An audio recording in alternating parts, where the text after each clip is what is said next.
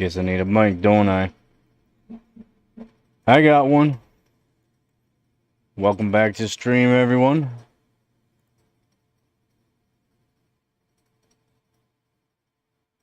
Hopefully everyone can hear me all right.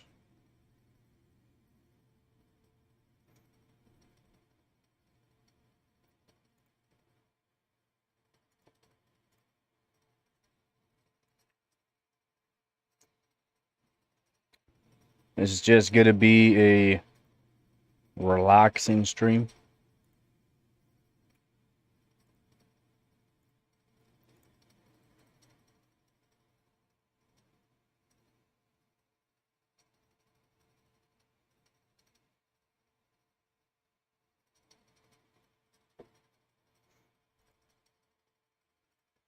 Just a relaxing stream. Oop.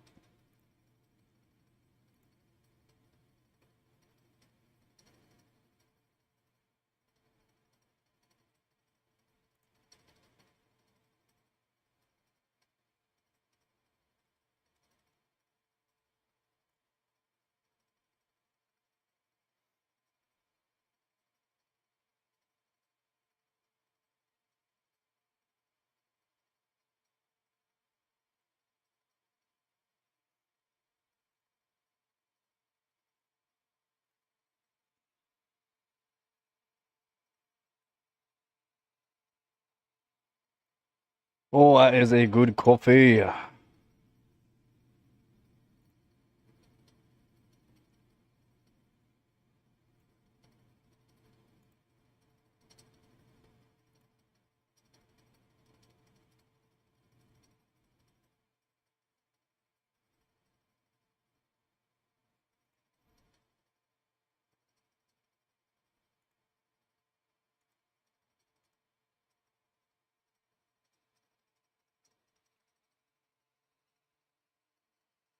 Oh.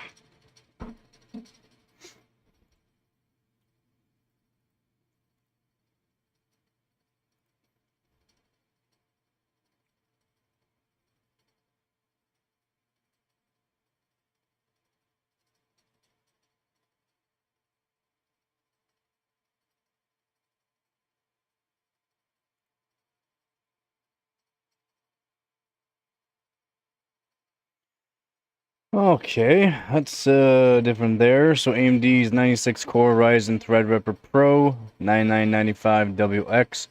He's reportedly scored 173,452 points in the multi-core Cinebench R23 benchmark, which is around 73% higher compared to the 100,000 points scored by its predecessor, which is the Ryzen 96 core Threadripper Pro 7995WX. 70,000 more points.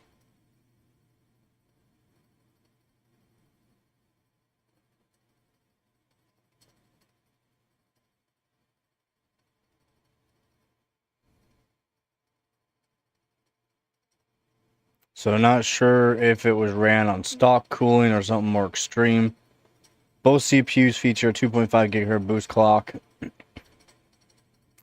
So the new processor is based on the Zen 5 microarchitecture, can boost up to 5.4 GHz, whereas its ancestors running the Zen 4 microarchitecture can boost up to 5.1 GHz. The latest Zen 5 microarchitecture has a noticeable 11 to 25% instructions per clock IPC performance uplift compared to Zen 4.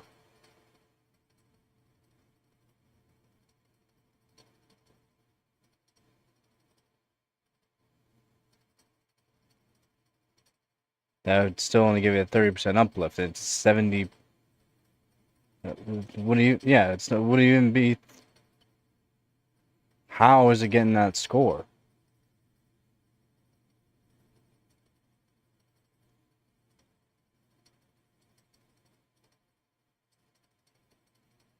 That's not how math works. That's not how math works. So again, the new CPU, the 9995WX has a max boost of 5.4 gigahertz. And that's Zen 5. It has a instructions per clock, an uplift up to a 25% max. Max, okay? We're saying max there. Compared to its Zen 4 counterpart, right? Now, the 7995WX has a max turbo boost of 5.1 gigahertz. That wouldn't even give it a 30% increase in instructions per clock. They have the exact same amount of cores, you gotta remember that. One is a little bit faster, but that does not equate to 73% more performance.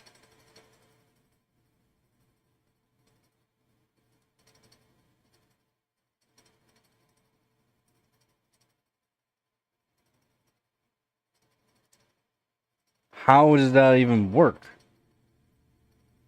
So this person source used a very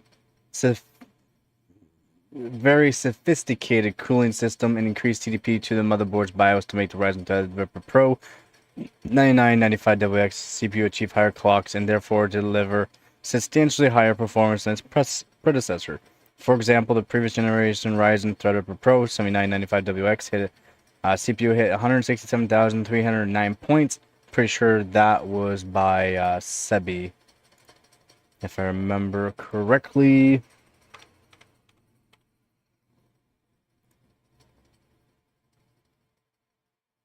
SafeDisk actually got the new record on it.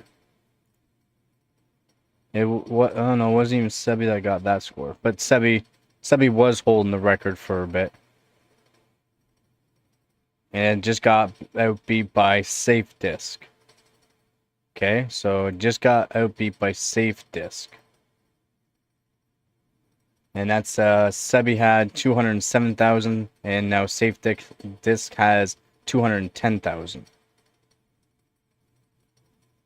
While being overclocked to around 5 gigahertz and cooled using a liquid cooling system. Makes sense.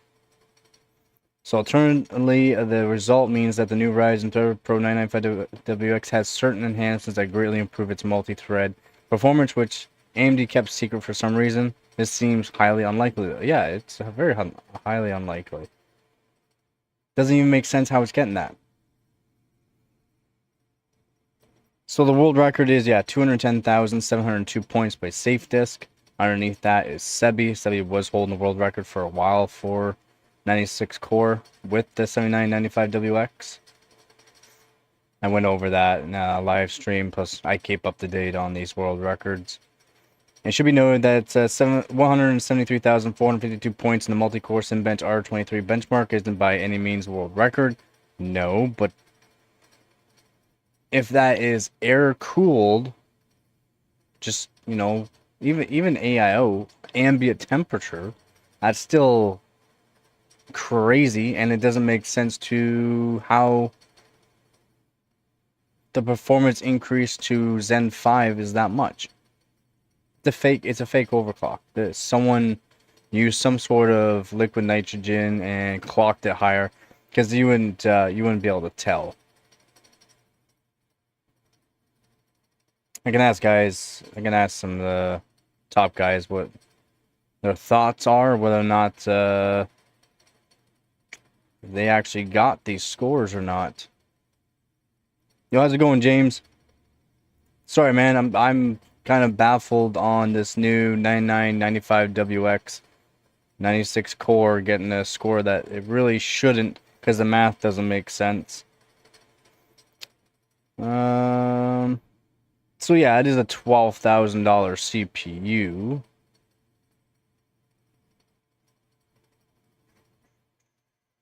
It doesn't matter. I am here, I'm just kind of baffled. We got 99, 95? Hey, we do. Yeah, nothing's been put in hardware bot.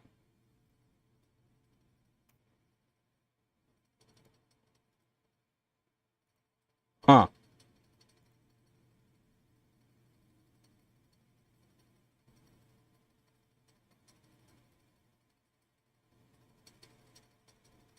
So yeah, in any case, as soon as AMD's flagship Ryzen Threadripper Pro 9995WX hits the market and becomes more or less widespread, we're going to learn more about its performance in real-world applications. Unfortunately, this might take a while as the CPU is priced at $11,699, but $12,000. Yep. Yep, not a cheap CPU, and that's just a CPU.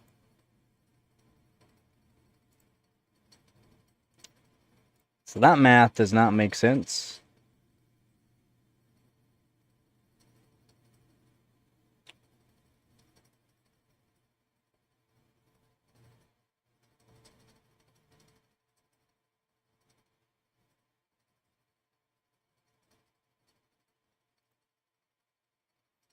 So Intel Arrow Lake refresh might not have a new NPU after all.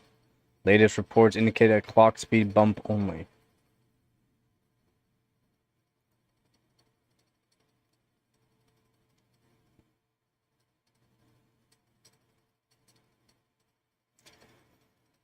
Pretty sure when I went over this, there wasn't technically a new NPU. So just a few days ago, Intel's upcoming Arrow Lake S desktop refresh was leaked again, and this time we learned that it's allegedly coming in the second half of 2025, paired with a new NPU and higher clock speed. The refresh would be binned on Intel's 20A node and bring us modest improvements to the lineup. However, a new tweet from leaker Jakin now suggests there won't be any upgrades to AI capability in Arrow Lake 2.0. As it's said to retain the same NPU present in the current processors.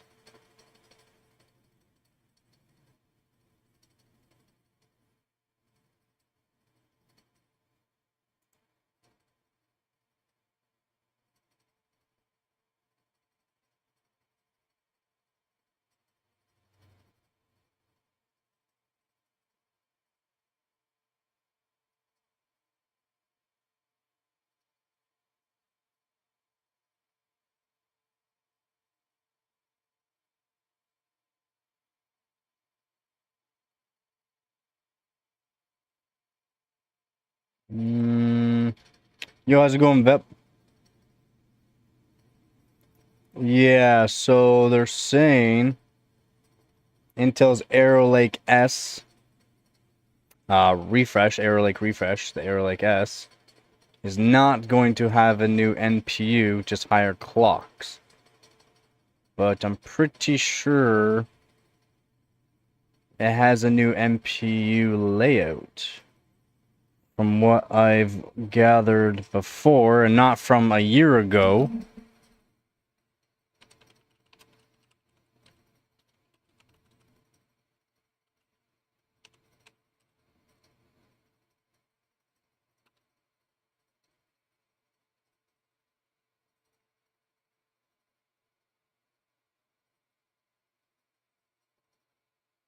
Yo, and apparently AMD cancels Medusa Halo.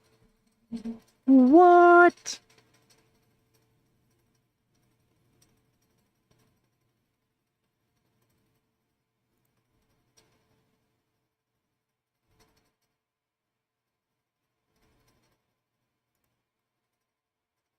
The Medusa Halo.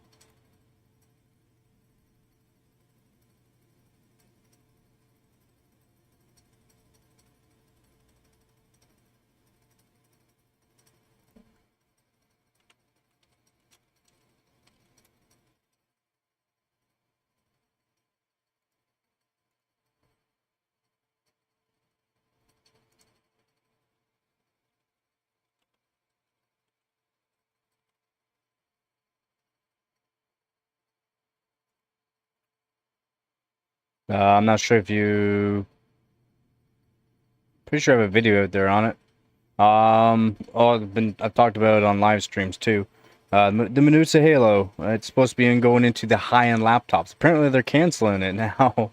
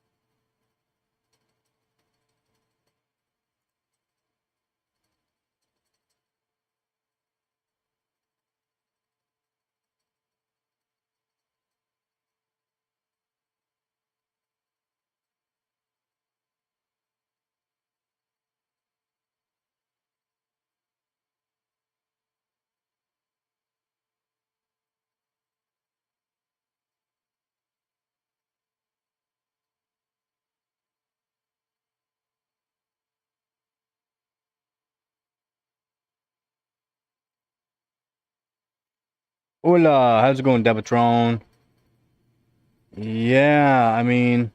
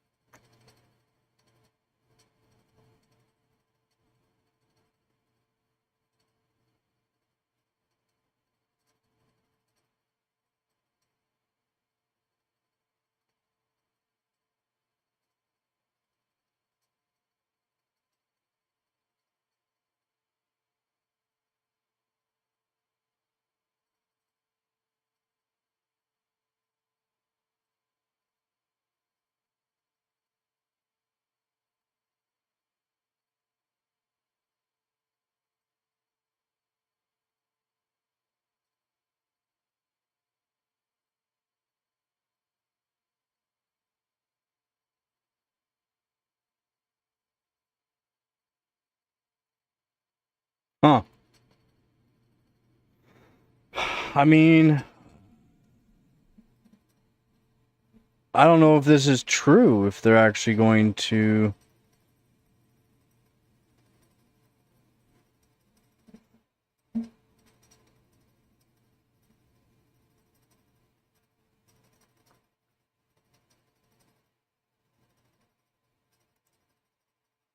I don't know if it's true, if it's going to be just a faster speed on the NPU.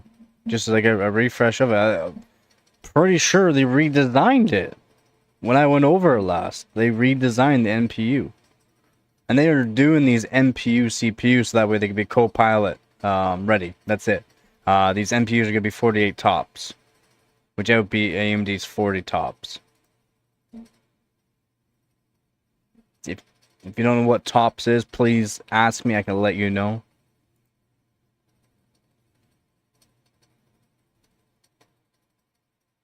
I know I use some of these. Maybe I'll call it words that make up words, basically. But it actually has a meaning. But yeah, the Intel's Arrow Lake S NPU is supposed to have 48 tops, and then AMD's Medusa, I'm pretty sure, it's just have a max of 40, if I remember correctly.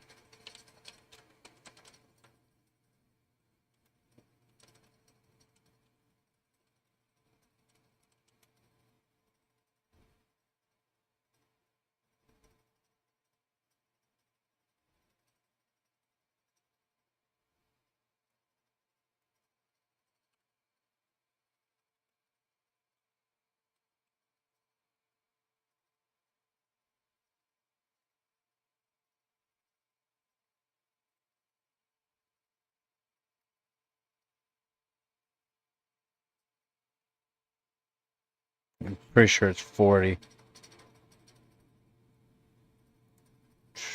But last time I went over I don't get it. I can't.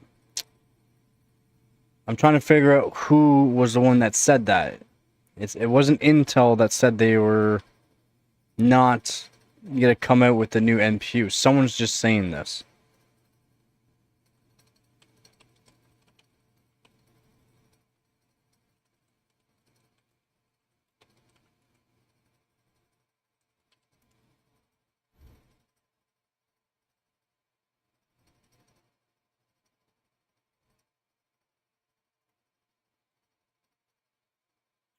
Oh, and from yeah, Jakin. Jakin that's saying it.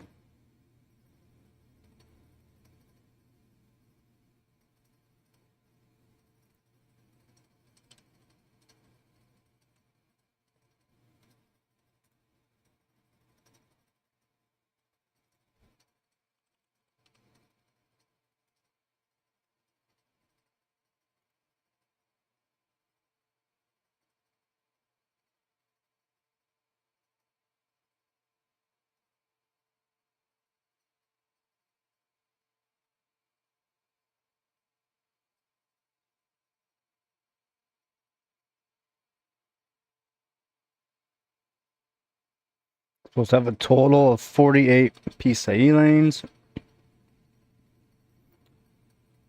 24 PCIe 5.0 lanes, DMI Gen 5 lanes 4, chipset PCIe lanes 8, chipset PCIe 4.0 lanes 16. This will going over all of them. SATA 3.0, 6 gig lanes, 8 USB 2 ports 14. USB 3.2 20 gig ports 5, USB 3.2 10 gig ports 10, USB 3.2 5 gig ports 10. Processor PCIe 5.0 lane config 1x16 by 2 times 4, 2 by 8 plus 2 times 4, and 4 by 4 plus 2 by 4. Okay. 8,000 mega transfers per second, 1 DIMM per channel.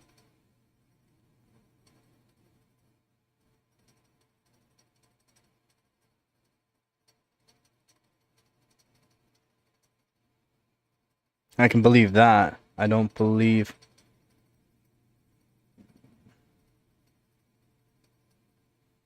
I don't. How is he? Yes, he's some.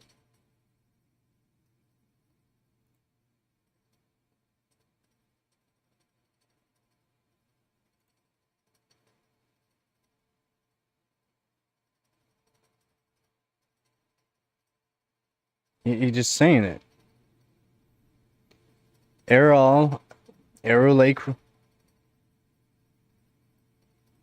dash S, ARL dash S, Arrow Lake dash S, and HX refresh will not receive MPU changes. This is contradictory to the preliminary information published a year ago. I wasn't even researching it a year ago, and they're still saying,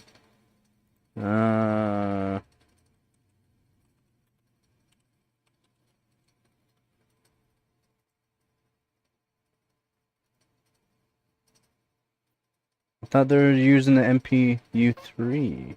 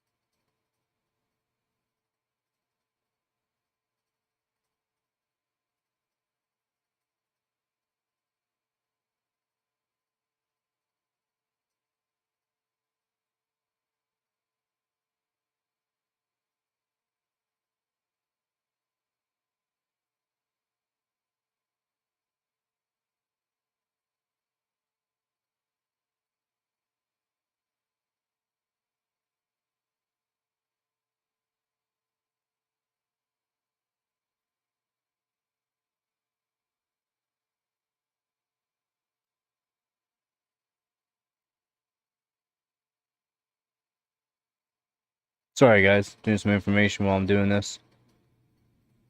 Because I'm just trying to look at the architecture for. I mean, the architecture looks right from what I'm looking at for MPU 3, but MPU 4. Just want to make sure it's still the same info from when I searched it up. That's why I hate these leakers that put out these things. He's just saying it. There's no information of where he's getting any kind of information from on this.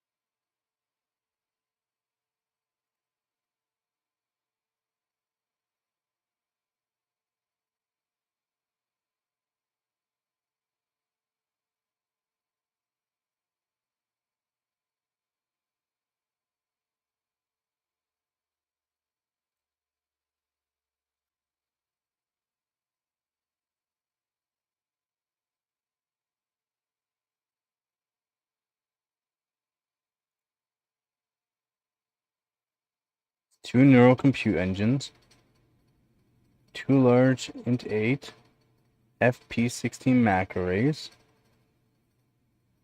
4 megabyte scratch pad RAM, and 4 shaved DSPs.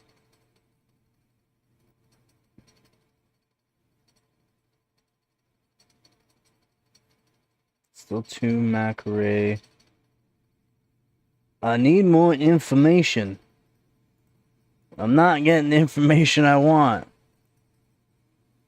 What was that pink tone paste we're talking about?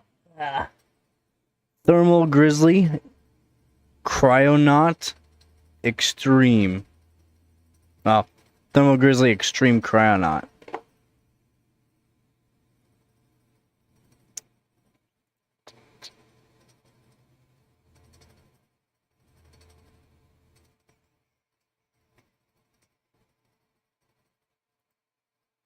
Sorry if you wrote that a while ago.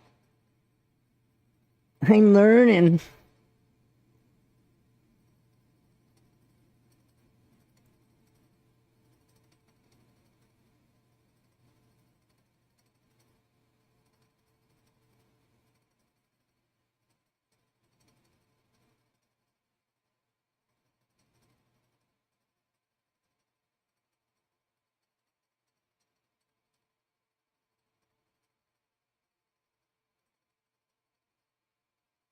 No, it's supposed to be new. There's no... I don't know where he's getting this information.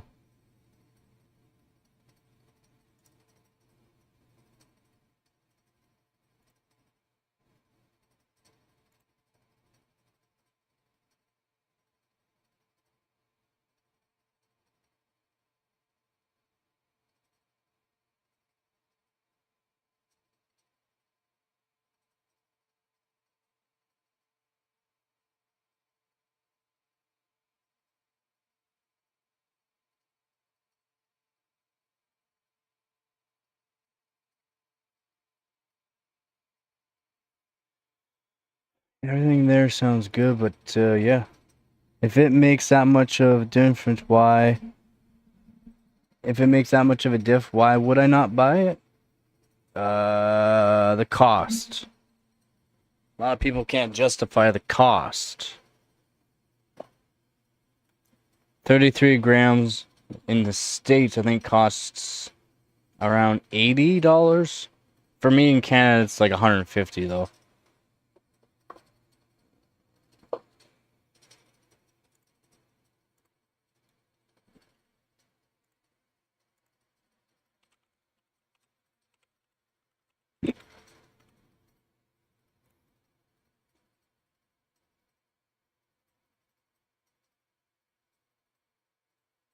It's well,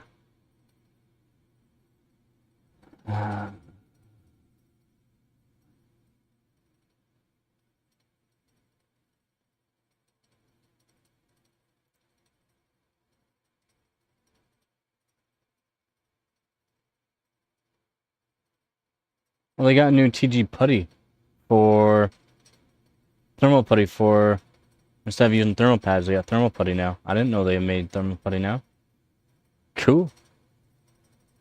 I mean, it's a little much, but yeah, no, actually, it's over $200 now for me in Canada to buy for 33 grams, 33.4 grams, which is what I bought last time here in Canada for $150. It's now $200 here in Canada.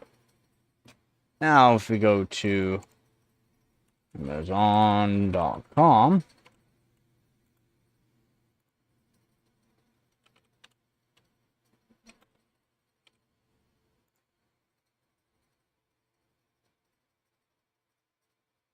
It's $100.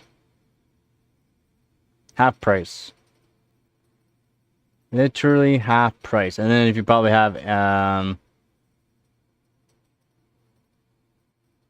Amazon Prime, you can probably get cheaper.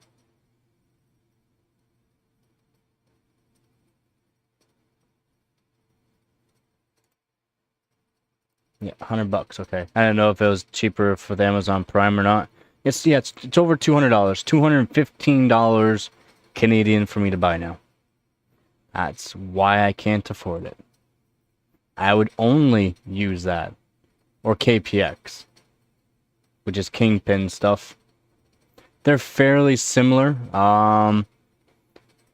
Again, it works for extreme colds all the way down to like they work down all the way to like negative 280 around there, 280ish. Both of them, and then KPX, from what I've heard from a couple of people, KPX works just a little bit better ambient. So your room temperature works just a little bit better, like 1 degree Celsius better. But both of them work way better than any other paste for ambient anyways. They're just way better. They're expensive, yeah. Yeah, so you can get the 3-packs, like, but that's not the same stuff. It's basically the same, but it's not the same. It's just not the same.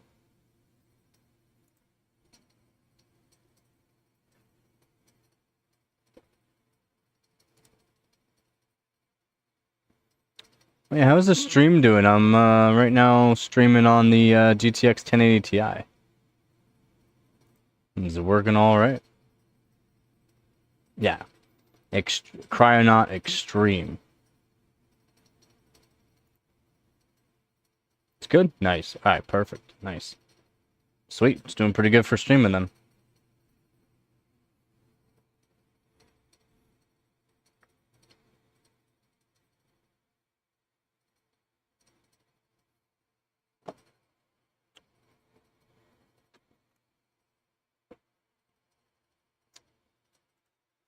But so the last thing I was looking at, and I'm looking at the roadmap and everything that they're supposed to be doing for Arrow Lake S, the refresh of Arrow Lake, is with the NPU, it's supposed to have more tops plus faster speeds plus a new design to the architecture, and that's what it's still saying. So I'm not sure where he's getting this information that's not going to have a new architecture. I know it's still on 20A, but it's gonna be a refresh. 2 gram at $22. Yeah. Yeah, I think packaging is a thing, right? So if you buy just one package that's this big, right? It's shipping costs for them. That's what a lot of people don't realize. It's shipping costs, because I might not even be able to get KPX anymore here in Canada soon, just due to the fact the shipping costs. Kingpin is trying to make it so that way he's trying to get more people to buy it, so that way he can get the shipping costs down, for one, and then two is he's trying to be able to do find suppliers, retailers that will buy bulk, so that way he can just ship a whole bunch at a time, and then it'll help people save money. He's working on it, but who knows how long it will take for a retailer to be like, yeah, we'll buy $5,000 or $10,000 worth of your thermal paste. When they're going, well, we don't really sell a whole lot of it, because everyone goes after the cheaper alternative. Again, I'm using MX4. Again, thank you, donators, because that's what I can afford right now. And there's a lot of people like me that can't afford what I want to buy.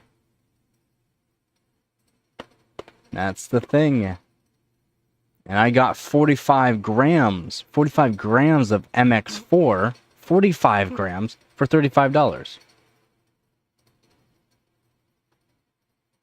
Nah.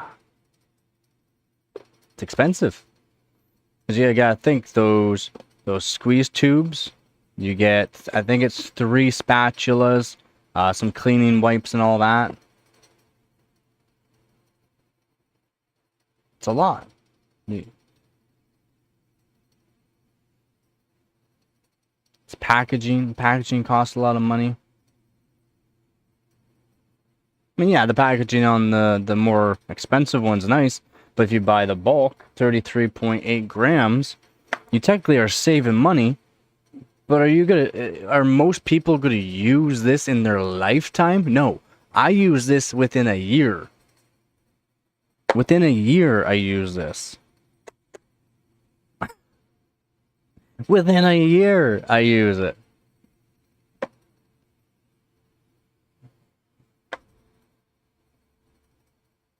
So, Yeah. I wish I can afford more, but I can't.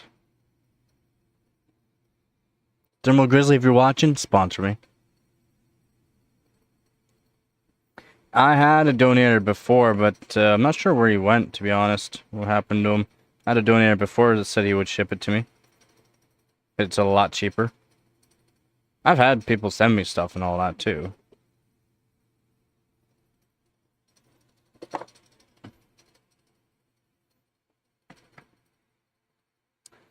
Just I don't do it everybody.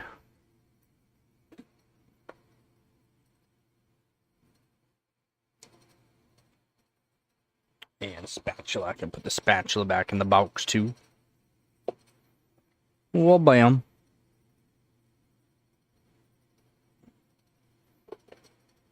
That's why I would like to be able to afford a whole bunch of containers, make my own thermal paste for people.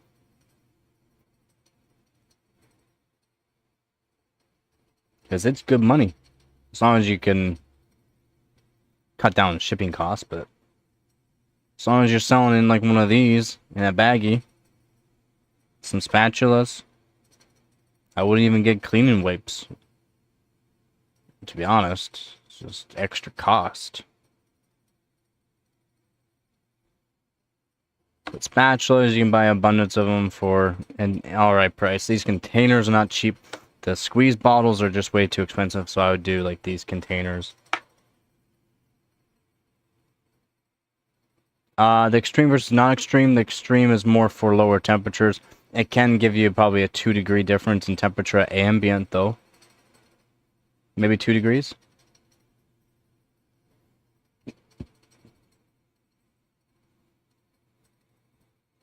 Higher temperature. The extreme would be lower temperature than non.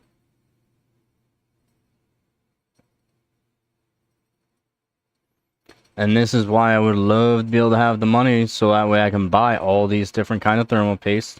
Not just brands, but also the whatever types they have underneath that brand. I'd buy a whole bunch, like every brand's kind, every brand and every brand's kind of thermal paste, and test them out against each other. All at the exact same temperature, you know, have like a climate controlled area at fairly high temperatures. I wouldn't do like cold temperatures every time.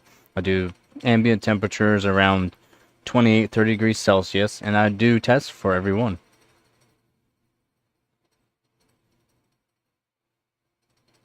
Yeah.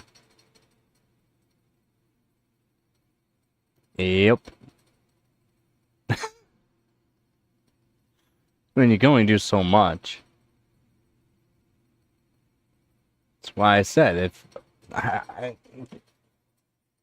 I'm literally using MX4 because that's what I can afford. It works. Is it the greatest? No, it's not. I know. I've tested good thermal pastes. I've used it. If I was using the Thermal Grizzly Extreme Cryonaut on my i7 3770K there, at the temperatures I'm at right now, I can hit 5 gigahertz easy, all core. All core. I have videos and live streams showing that. Heart was even there. I was doing 5 gigahertz in the summertime. I can't do it now. Can't do it with MX4. Yeah, it's cheap and it works. I mean, you can't say it doesn't work because it does work. Is it the best? No, it's not. But it works. And I think that's what most people want. It just works.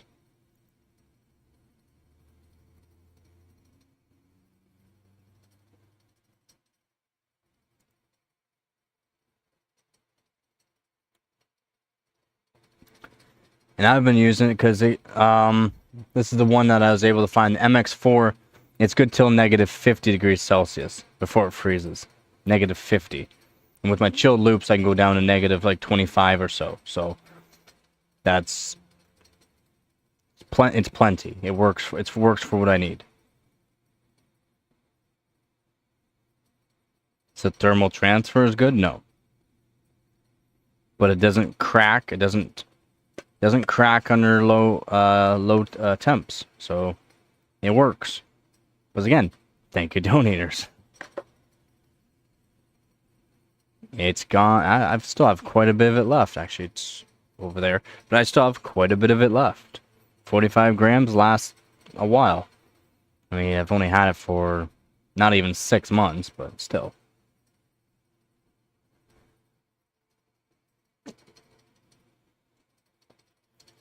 I still use that easily a year, 45 grams. And then plus I still was using my own, which I had another like, I would say 35 grams was in this. No, about 30 grams. 30 or 35 grams was in this. I still have about not even 10 grams left. 6 maybe grams left. It's also dried out though, unfortunately. So I need to get more silicone oil. And then add to it, because I actually had the container on the side, and this container didn't, I didn't have it sealed up all the way, and some of the silicone oil came out separated. Because it was, sitting on the side for a very long time, so it's separated. It's a little dry, but still spreadable, still works. All that really matters.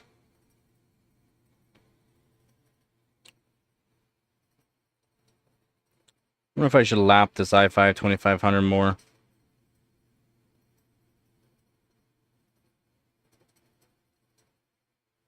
Maybe I should.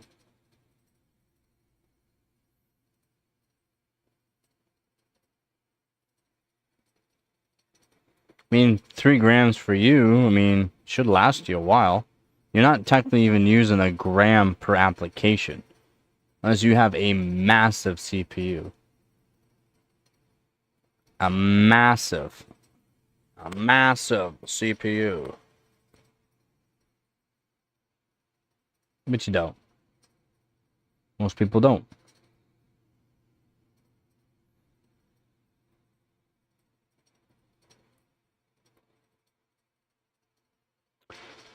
Yes.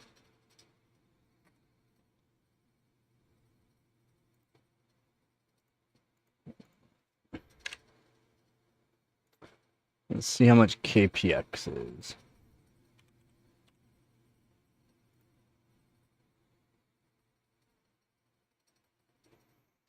$30 grams for $80. It's cheaper.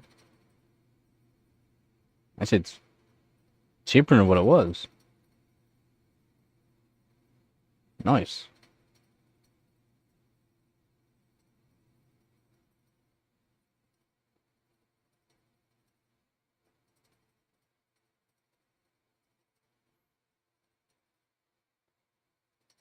Huh.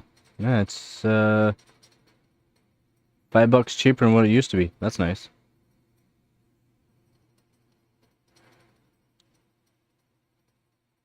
What didn't you know?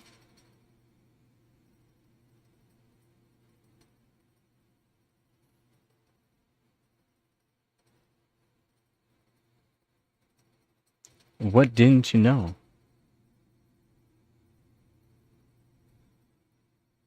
I just want to know what you're talking about so I can go, now you know. Bill Nye the Science Guy. Bill.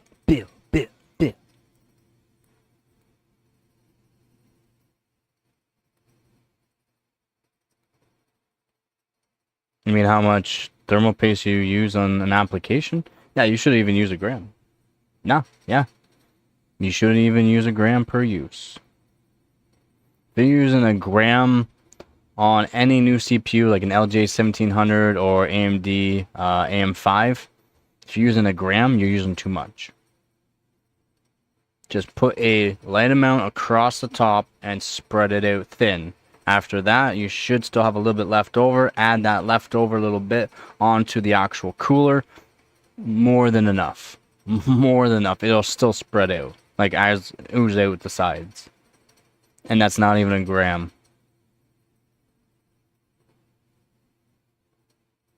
Shoot, I can probably do a test right now if you want me to. I got a scale, I think, somewhere. Let's see if we can go find. Oh, I don't know if I have a bat. I might be missing a battery, but if you give me a second, I can go look for my scale, and I can actually show you how much you're actually using. I'll grab a CPU. I'll weigh the CPU, and I'll spread out the thermal paste onto it, and I'll show you how much you're actually using.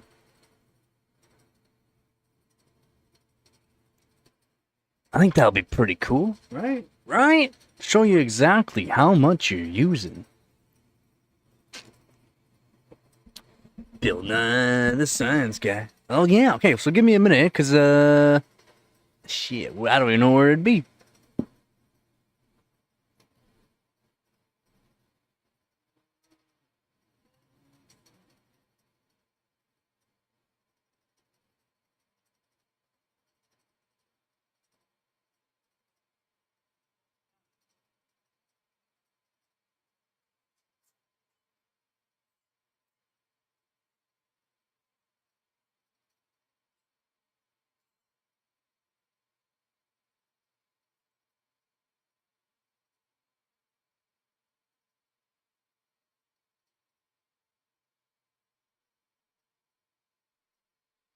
Okay, so I actually found it pretty quickly, but like I said, might be missing a battery, so I'll be right back.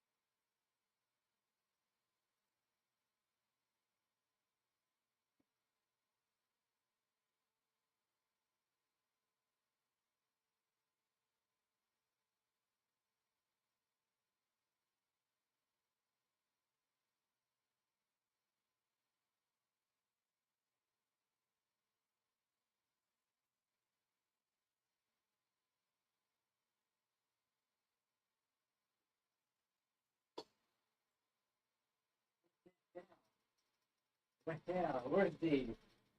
I know Dave's got one. I know Dave's got one. Sorry, Dave. Kitty in the box. Can we see the kitty?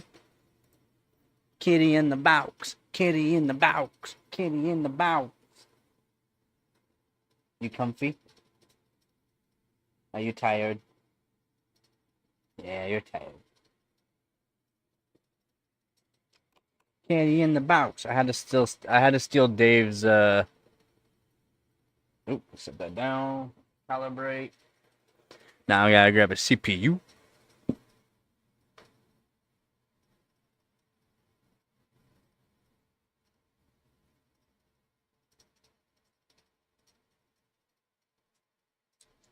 Oh wait, maybe I should grab the poor Dave. Maybe I should grab a bigger CPU. This is LJ1366. Maybe I'll grab a bigger one.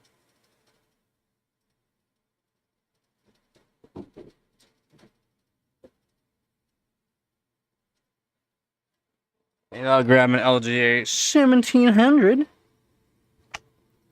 Because it's a little bit bigger. Yeah, it's in here. Ooh, shiny. Okay, so we got that. Line those back up. And I'm not going to use this anymore because I'm going to put that in my other coin.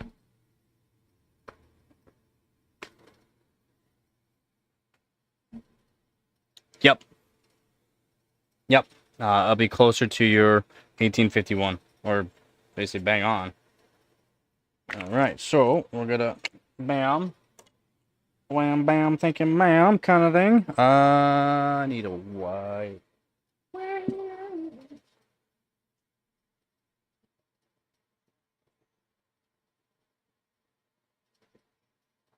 is.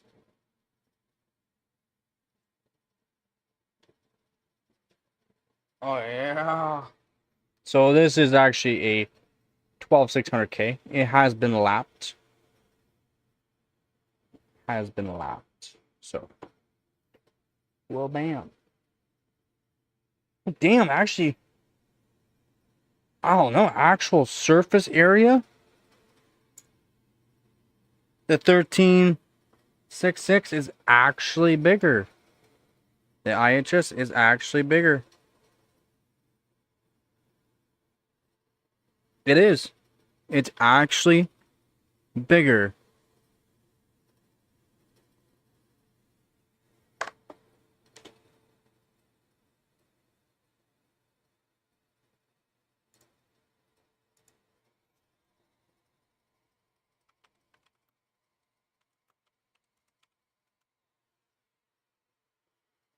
So your 1851 is the exact same size though. So since your 1851 is the exact same size, that's the size we're gonna go off of. All right. So we're gonna do a weigh-in.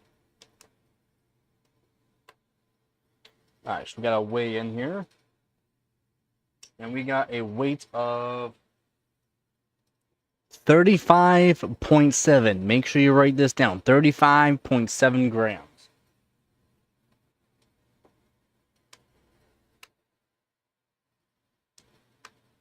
All right, 35.7. Now, we're going to grab some thermal paste.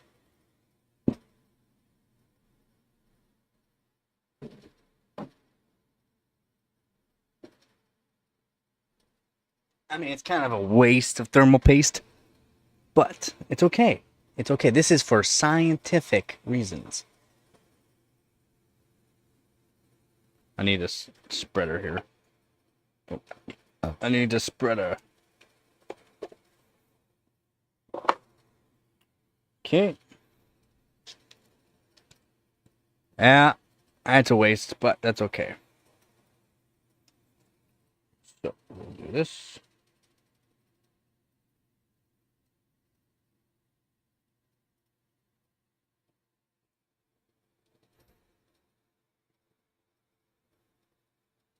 Oh, yeah, man. Of course I'm committed. Scientific, man. Scientific reasons. All right. So there's a line of thermal paste. I guess even I'll weigh it now.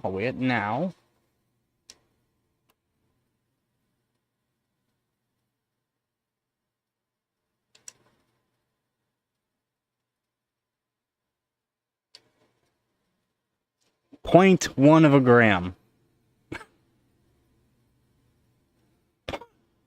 0.1, 35.8. Told you don't even use a gram. Now, hold on. This is more scientific than you think. All right. Don't mind the look. It is a little dirty. It was in a storage bin. 35. Can you read this? Look at this. See, it's on there. 35. Oh wait, can't really read that on the screen here. Focus you. Ah. Okay, for some reason, hold on. I'll retake the picture. I'll reweigh it and retake the picture. I'll clean it up a bit. I'll make it look a bit prettier than this so you can really read.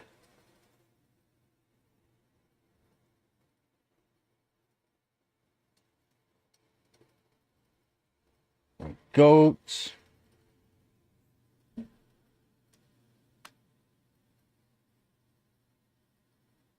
Euro.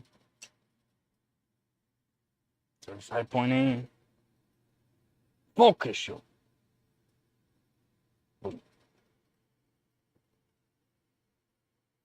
Why did it go sideways? Don't go sideways.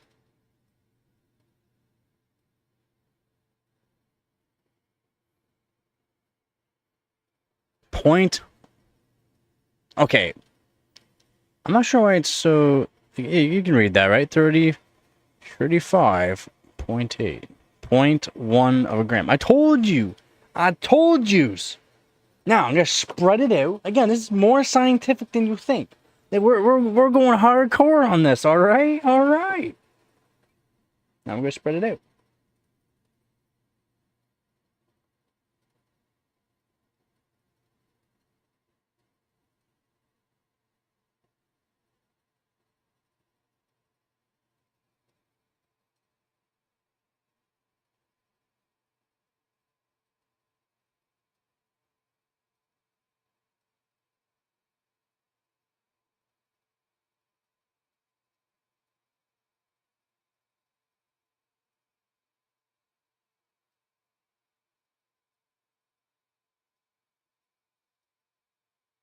Shh, I'm focusing.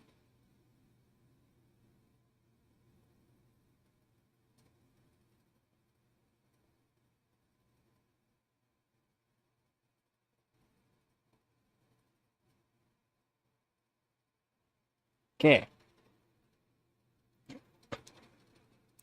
Okay, remember when I said it will cover the whole IHS and a little bit left over you can scrape onto the cooler. You scrape onto the center of the cooler. It covers the whole IHS easily. Now, let's say we don't even use this. How much does it weigh? Is it going to say 37?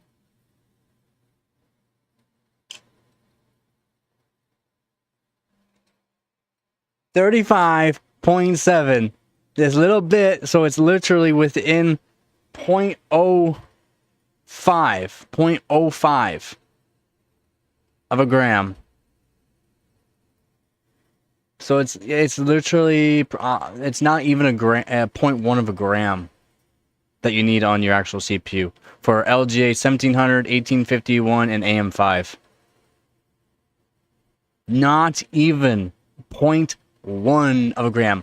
Z. Oh, no, I gotta redo it. I didn't even show you. I'm not being as scientific as I should. Z, what's up, man? So CPU. Yeah. So the CPU, without any thermal paste on it, weighs 35.7 grams. All right. Put the CPU on it.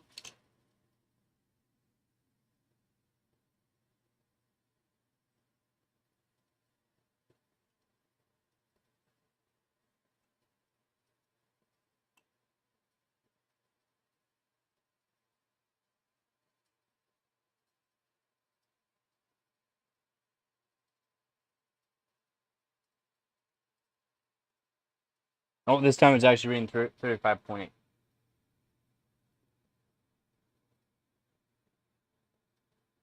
That's fine.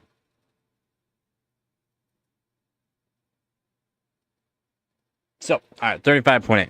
We'll just say the point. Yeah, 1/10 of a gram. It was 35.7 without any thermal paste. And I said you'll use less than a gram per application. That's what I've been telling people. And they go, what? Less than a gram? Yeah, you literally use less than a gram per application if you're doing it right. That covers the whole CPU with some leftover on this. With 1/10. 1/10. I know. But I've had lots of people come on my stream. I tell them, like, is they're asking like what you were asking. Like, or just like a couple of people asked me, like, throughout when I've been doing YouTube, how long will this last me? Well, if you buy 1 gram, that should last you 5 applications. What? Well, I say 3 to 5, because some people are really bad at doing it, so 3 to 5, really. Applications per 1 gram. They go, what? Less than a gram. Less than a gram. If you do it proper, you should literally be using 1/10 of a gram. 1 gram should do 10 applications. Isn't that wild?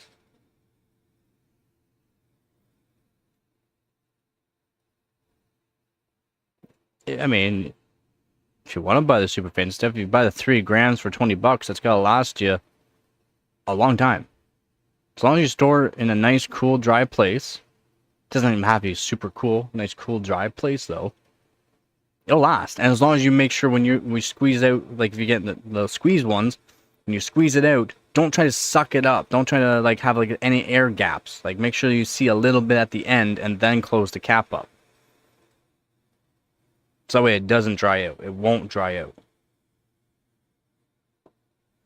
But yeah. I don't know if I showed Z here. I don't think I showed him the picture of the...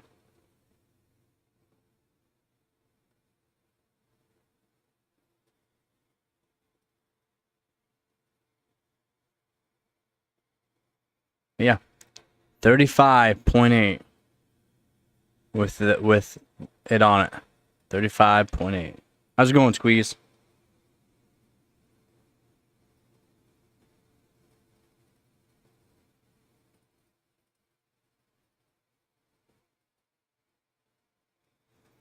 35.8. Dry was 35.7.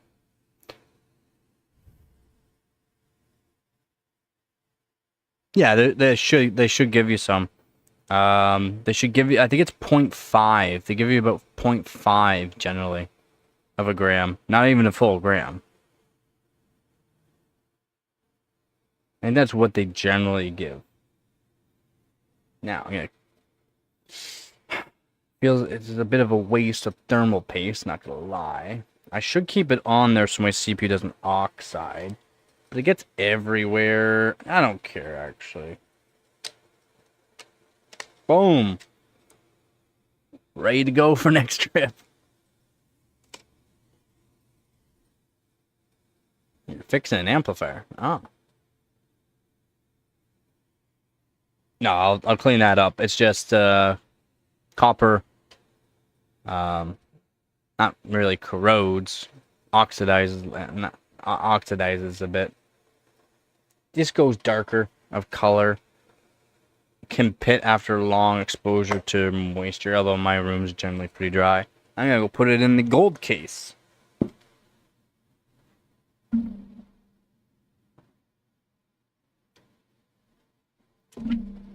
The gold case. The golden apple.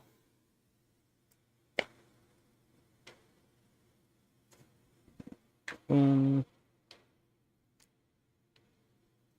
bam.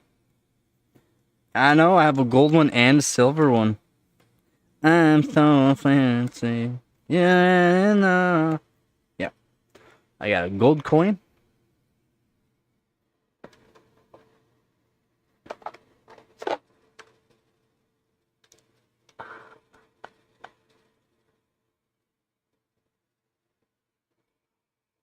You keep it in a glass jar inside the house?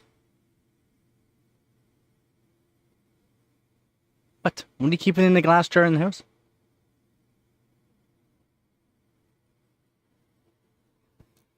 Well, he's about to get bitch slapped. With gold and silver. That's right, because I get the golds. Sometimes I get the silvers, but I get the golds.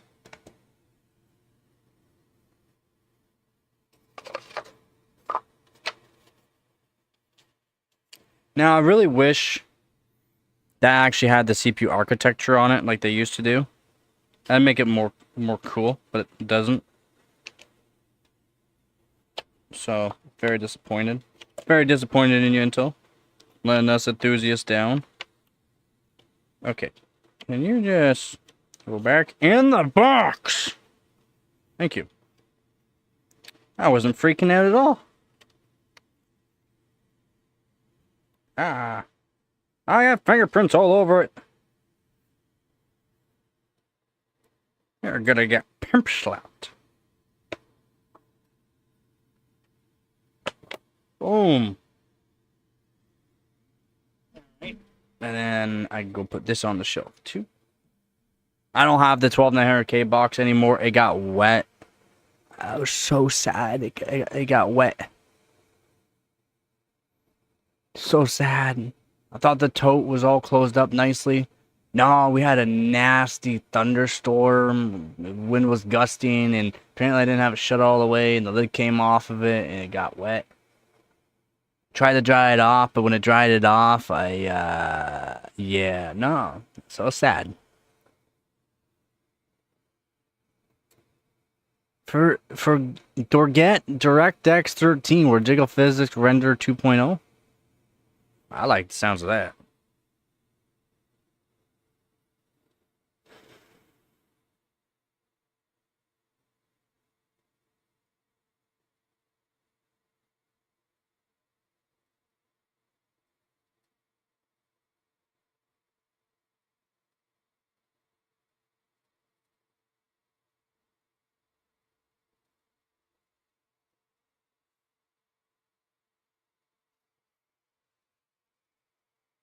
Now I got messages.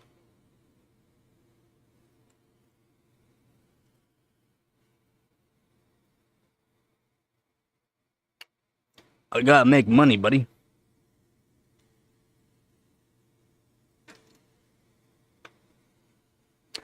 I'm selling stuff I don't want to sell.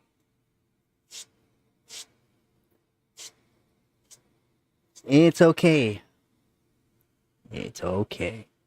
Everything's gonna be alright. Sometimes I sleep, or sometimes I cry myself at night. Just sleep at night.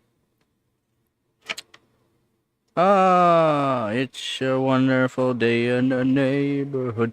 A wonderful day in... Yeah, me too, man. I really do. I do. But what do you do when you live in a shoe? You sell that shoe and build a new. Wait, that's not how it works?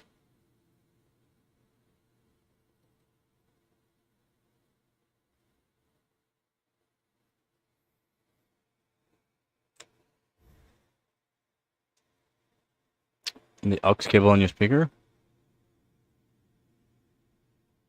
You mean the female connection point, not aux cable?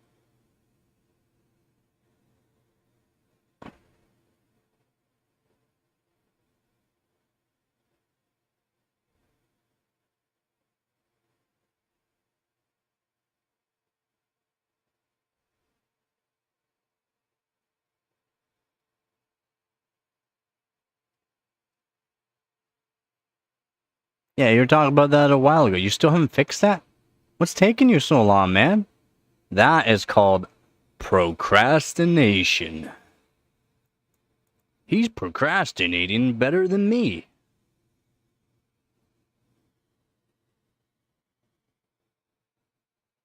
I had to fix the amplifier. Yeah, but the amplifier was the second part.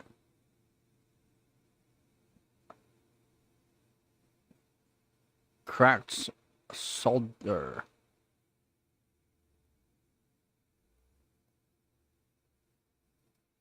Cracked solder. I have to say solder and solder. There's a couple of people apparently from the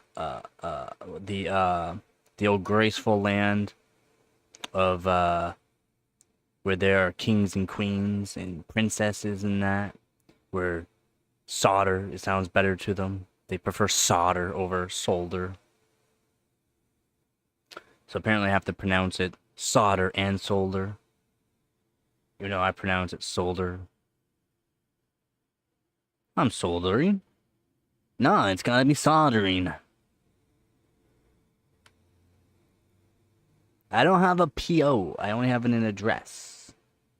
POs cost too much money. Americans get mad when we say it, so we have resorted to speaking American. No, it's not even Americans. It was the English folk from Great Britain. People from Britain. I literally have to mute the parts where you're saying solder. Can you say it as solder? Besides that, amazing. I want to say, no, you. I said, I will try to resort in using the term solder and solder.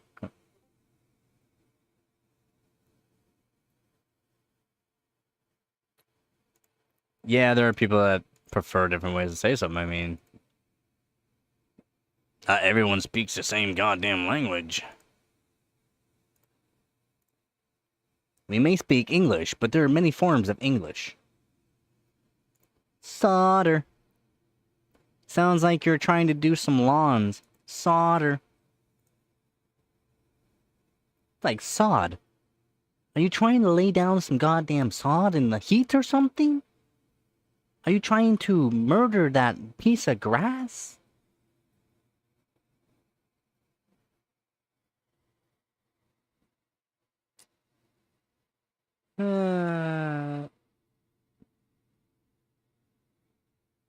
Solder. Solder. Sadder. Solder. Colder. Man, this Tim Hortons is so good. I haven't had Tim Hortons in so long. It's so good. Come to me.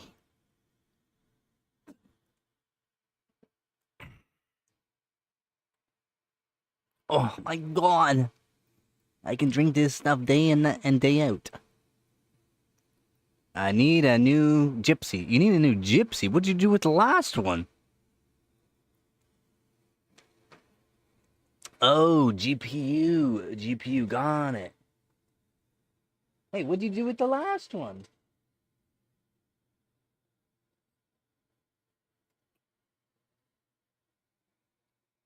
It's a wonderful day in the neighborhood. Check out.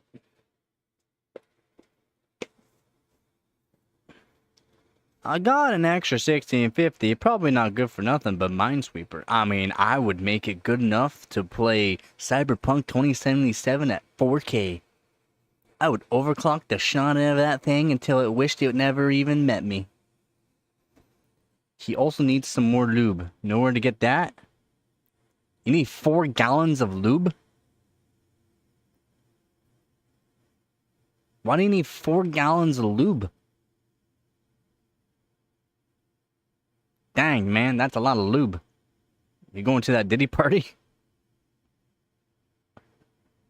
It's so funny. Key switches. Key switches.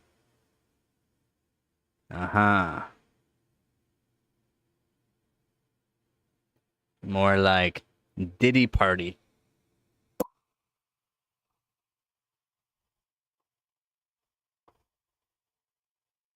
Next.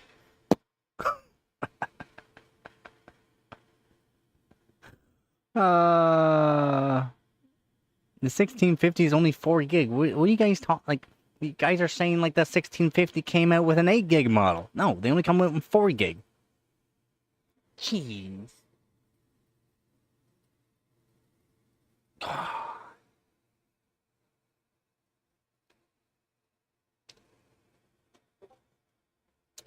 Key switches. Oh my god, really? You had to clip that, man?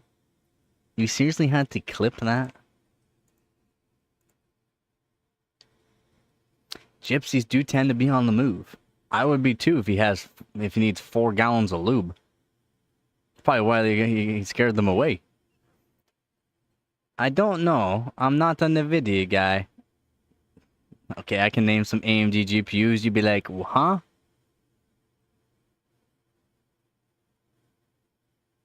I pulled them out and set them to the side. You definitely came from the Diddy party.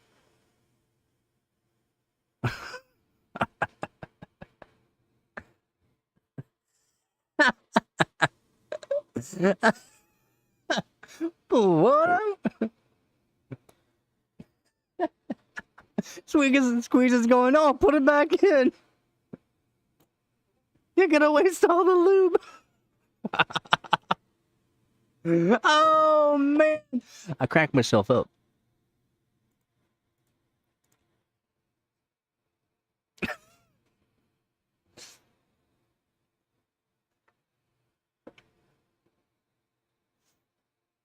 It's a wonderful day in the neighborhood.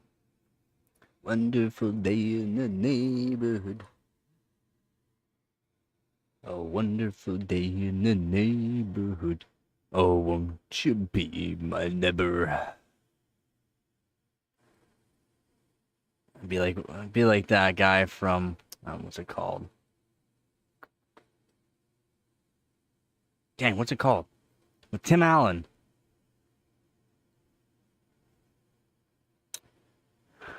Dan, underclock your GPU the lowest possible, disable turbo, and only enable 1 core on your CPU and try using it?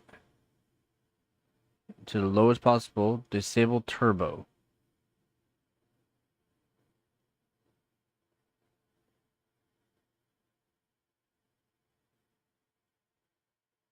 Do you mean disable hyperthreading so it's only 1 core?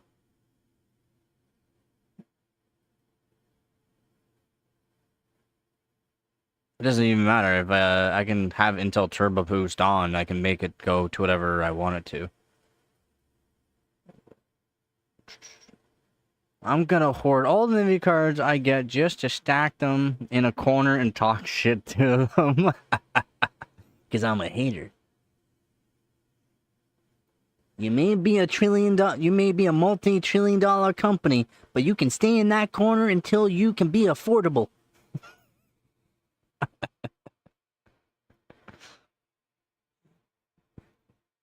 Whenever you get a 5070, whenever you get a 5070, put it in the corner. 4090 performance for $499, huh? No, $549. Sorry, for $549. Yeah, YouTube notifications suck. 4070 Super for $350, did you say? Dog. Oh, wait, that's US. That's still pretty good. Yes, it's still pretty good. What's wrong with it? What's wrong with it? Something's got to be wrong with it. Because you know it performs the same as a 5070. In some cases, better than the 5070. Yeah, I know, Pap. I know. You don't need to tell me. I know. YouTube notifications suck. Sucks the big ones.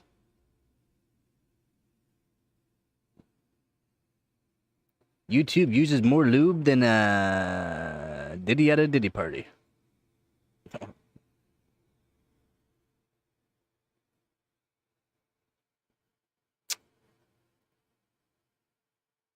Yeah, I guess, yeah, you would have to buy it to find out. I mean, if nothing's wrong with it, that would be a good price. I can't say that. 7 inches? Who the hell said 7 inches? I thought 3 was big. I was told it's the perfect size. Yeah, for 5070 Ti Super for $350, it's a pretty good buy, man.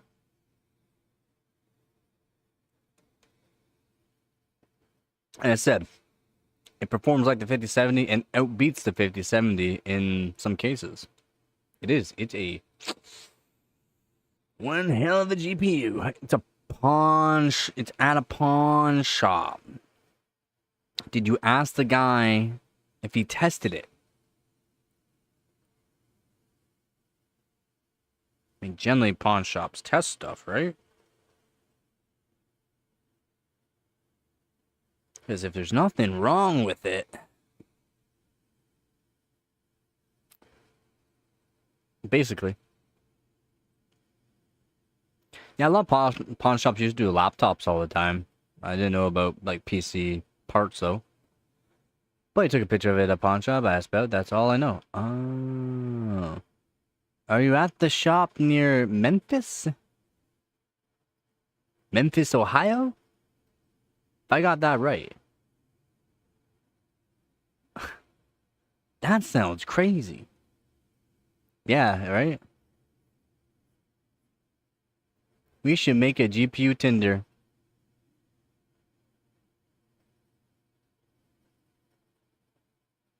I mean, you kind of got a point. You kind of got a point there, Squeeze. It's just a PC part pawn shop. Wait, what? Who? With protection, of course. No Norton, only McAfee. Why? Because it sounds like feet. What's up, pal? How's it going?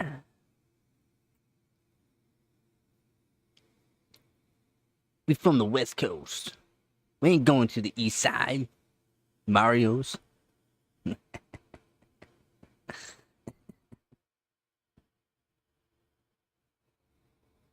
Wait, do you guys have a West Side Mario's? That'd be awesome. One could be Mario, the other one could be Luigi.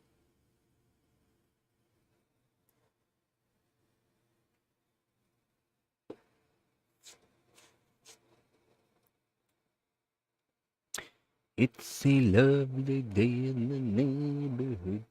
A lovely day in the neighborhood. I doubt I'll be able to get it. Dude hasn't responded yet. Oh.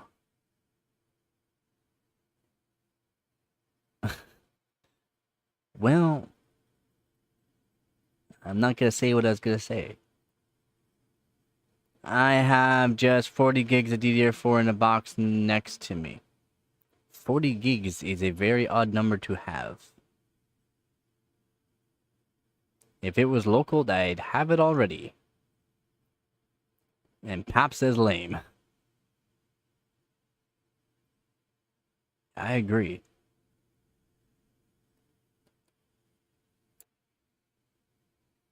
I have 48 gigs of DDR5 in the PC next to me. I have a total of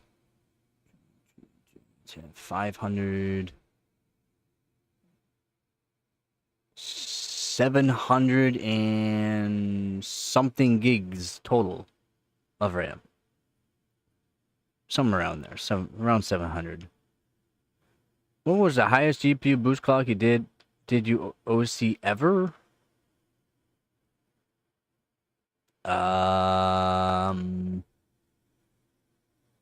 Probably 2.3 gigahertz on my 3770K. Not 3770K. 2.3 gigahertz on my 3070 Ti, sorry.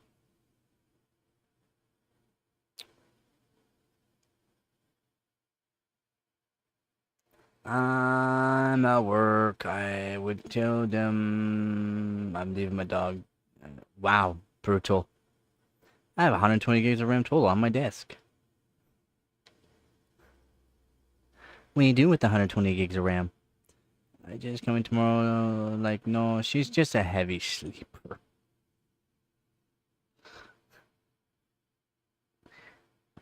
I kicked the dog, she didn't move, so I thought she was there.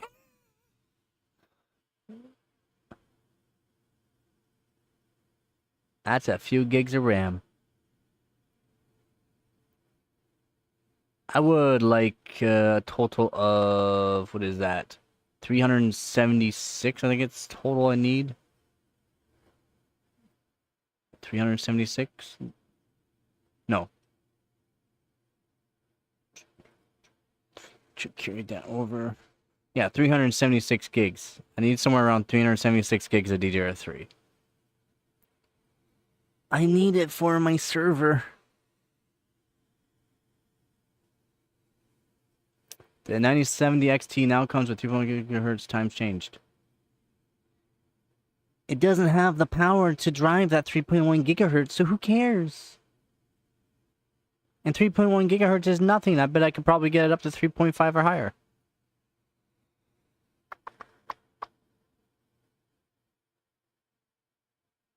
I have 52 gigs of... I don't even know how to pronounce that. 16 gigs of that is DDR3.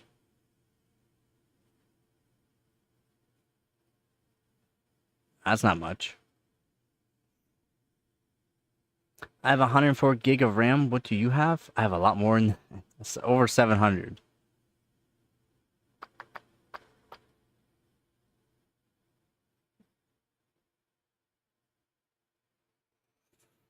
Hey, but I'm going to have to teach you how to Southern accent. Apparently so.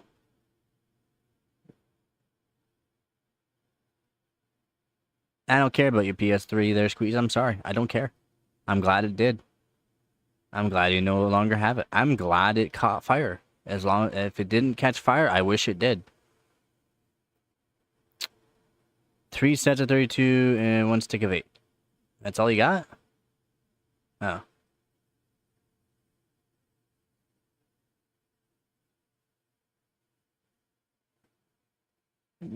All DDR4. I'm not fancy. He's not fancy. He's only on DDR4. The factory OC version actually reach it?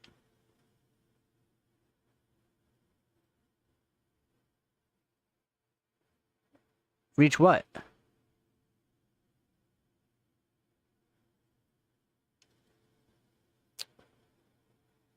He's got 40 gigabyte 8K and 32 gigabyte of 5600. Yeah, I know you did pretty good on that, Veb. Yeah, I remember that deal you got. It's pretty good. My 48 gigabyte of 7200 was 400. I didn't count the laptop RAM though. SODIMM doesn't count, okay? It's like half the size.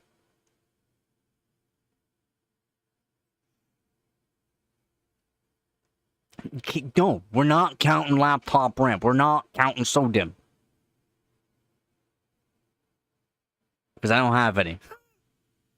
Oh, it reached 3.1 gigahertz? I mean, still. That's nothing. AMD wasn't the first one to reach over 3 gigahertz. NVIDIA was. Generations prior.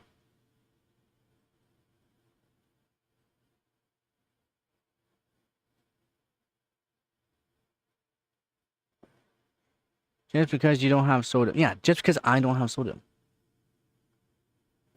I'm not in last. I have more than probably all of you combined. How much RAM do I have in just DDR3? 8, 16, 16, 16, 8, 4, 4, 4? Man, I have to, hold on, I have to math it. Oh wait, I got a message. We're not counting CPUs as graphics cards? Then I would win. If we're counting CPUs, how many CPUs we have, I'd win. If we're counting how many graphics cards we all have, I'd still win.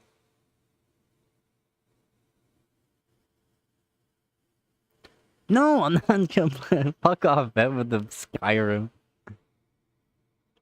I know, I mean, in the past, 3 hertz was crazy, but now it's normal. Yeah, it is. Yeah, it's pretty normal now. But again, if you don't have the actual raw output for it, it's not gonna help you. It's not. You need raw output with frequency. And then also having that VRAM with the speed, but again, 20 gigabits per second, were they running at roughly 10,000? I think they're 10,000 megahertz, the DDR6, GDDR6 on AMD, around 10,000, which is pretty quick. It's pretty quick. So if you don't have the raw output for just that, then frequency doesn't mean anything. It means they skimped out. You're paying too much.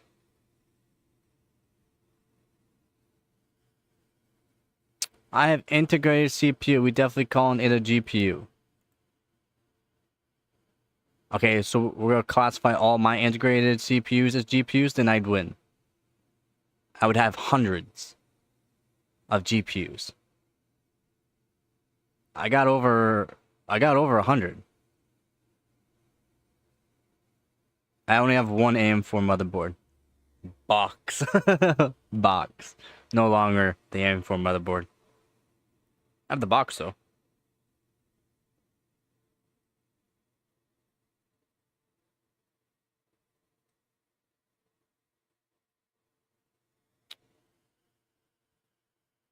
I have one, and it's basically broken. You have 17 CPUs, never 19 CPUs? Yeah, I mean, you're gonna have to get your numbers up there, Squeeze. No, you can't classify your broken CPUs as CPU, Squeeze. You cannot classify your broken ones as CPUs. Because then I can add in my broken ones for that as well. You cannot add in your broken ones, Squeeze. If we include Stealthwood's 33. 33, hey, I only have one. I know someone who will beat you in GPU. Guess who? Oh. Okay, alright. Alright, as long as they're not broken, because you do have a few broken ones. I mean, I got a few broken ones too. I got probably more I got probably 3 broken CPUs that are worth more than all your PC CPUs and GPUs combined. 3 CPUs that are broken. Not from overclocking, not from overclocking.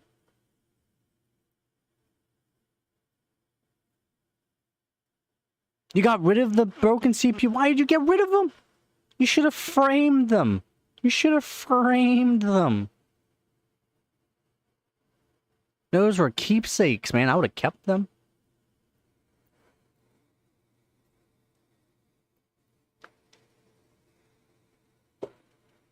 Wait, Amazon. Micro Center. Oh. Okay, Z and Vep. You can't see it. You can't see it, but I'm giving you the finger. He still has the one with the hole in on display on my school. Okay, good. I'm glad you have that one still. Oh, yeah, I need to put Dave. Dave! Dave! Not Dave! I forgot. I gotta put Dave's battery back in. Dave!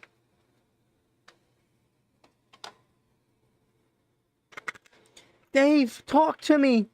He's very unhappy. He's not too happy with me.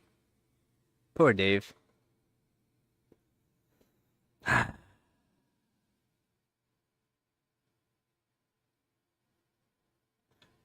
For future generations to see there's a whole mess.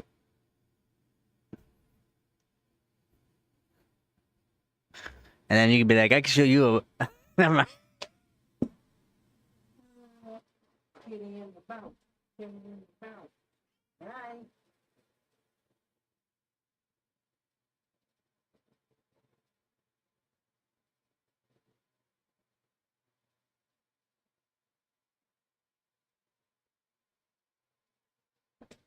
Dun-dun. No, Dave's fine. Dave didn't have a battery because I was using his battery for the scale to do that test. That cat has more purrs per second than a 5090. And now she's got to clean herself. Hey, quit cleaning yourself and look over here. Hey.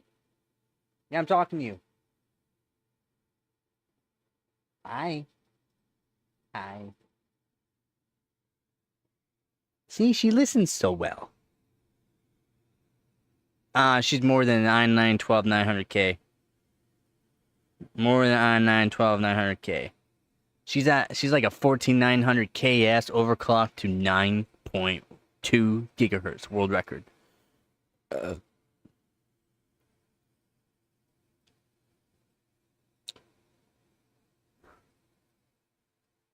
He forgets everything except food? Who? Wait, what? Oh, my cat. See, no, my cat's awesome. See, I can literally tell her to look over here and she will. Hey, what?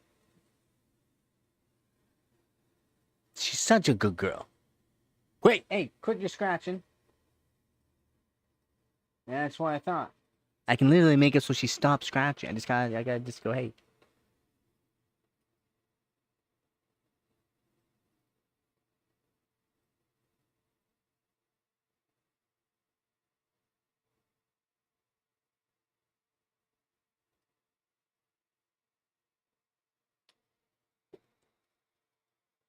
She's such a good kitty. What do you want? She's really liking the new FOOD, though. Like, really liking it. I didn't think she was gonna like it that much. She usually likes her other stuff. But she really likes this stuff. Well, come on, then. Push me all over the place. Why don't you come up? Don't push me all over. Come on. That's what I thought. Hello. You gonna flop or you gonna try to crawl all over me here? Overclock the PD. Can you not hear her purring? Oh wait, no, the mic has whatchamacallit. Won't fall. I forgot the mic has the whatchamacallit. What's it called? So I can't hear anything but my voice. My oh so sexy voice. You open any can, he will appear behind you. Yeah, hopefully you do, Vap. Hopefully you do. Yeah, background noise. That's it. Yeah. That's why in the going over the that hot air station when I was doing the test on the fan, even afterwards, even while doing it, I was like, it's probably not gonna work because of the background noise removal. Yeah, it didn't really work. I had to like wave it around so it catch the sound once in a while. What are you doing? Why do I have to have a tail in the face? Thank you.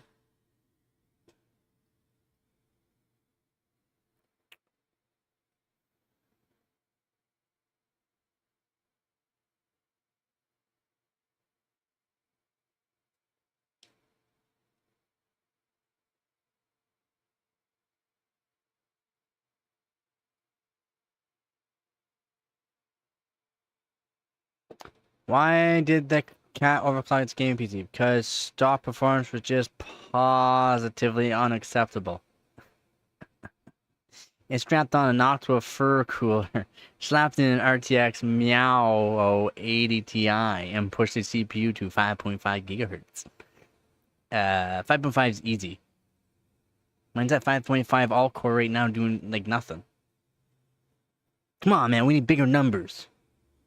Oh wait, you probably have an AMD and that's all you can get. Oh, I'm so funny. 5.5 gigahertz of clock speed, but then it crashed. Turns out the cat forgot one thing: thermal paste, not hairball paste. Oh, she's back in the box.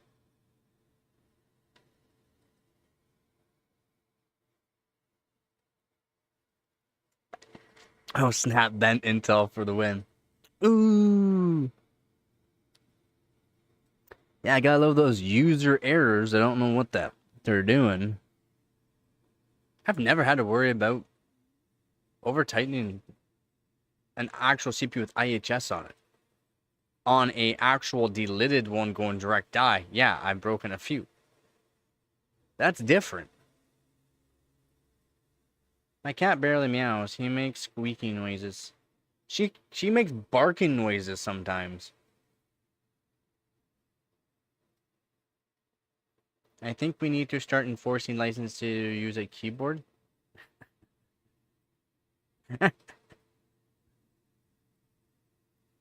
My cat does too. But it's only because she drools more than a freaking, call it bulldog. She's a drool monster. Thermal Grizzly Meow Not Extreme. Wow.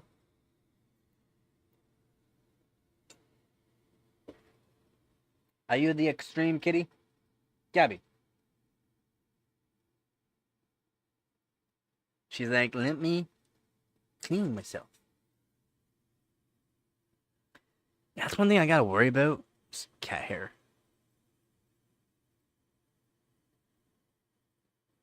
It's one thing I do have to worry about.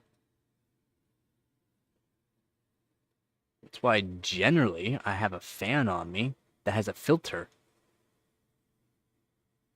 Best pass ever. 18.9 clock activity. Wow. You mean paste? Best paste ever. Best post. Best post ever. How else do you think my CPU's max temp is 41 in the game is easy on benchmark?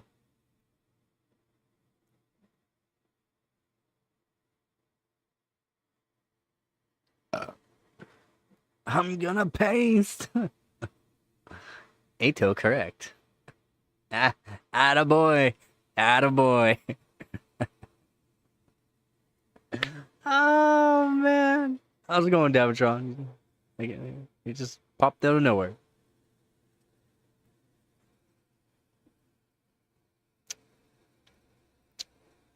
Were you here for the test? So whoever missed the test,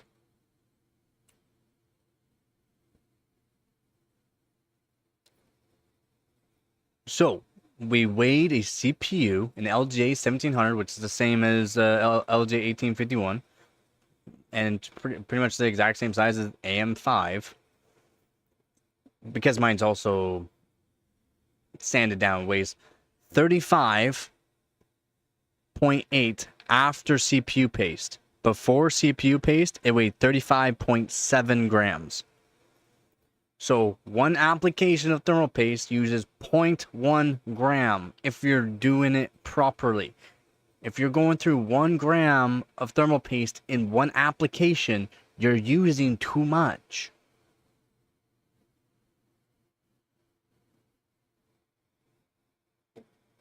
0.1 grams is what you should be using on a decent sized CPU. So please remember that. I'll be right back.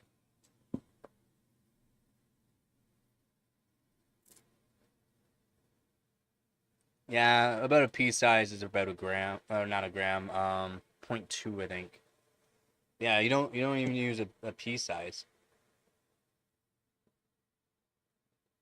Yeah, if you're not, like, if you replaced every 6 months, right? It should last you 5 to 10 years easy.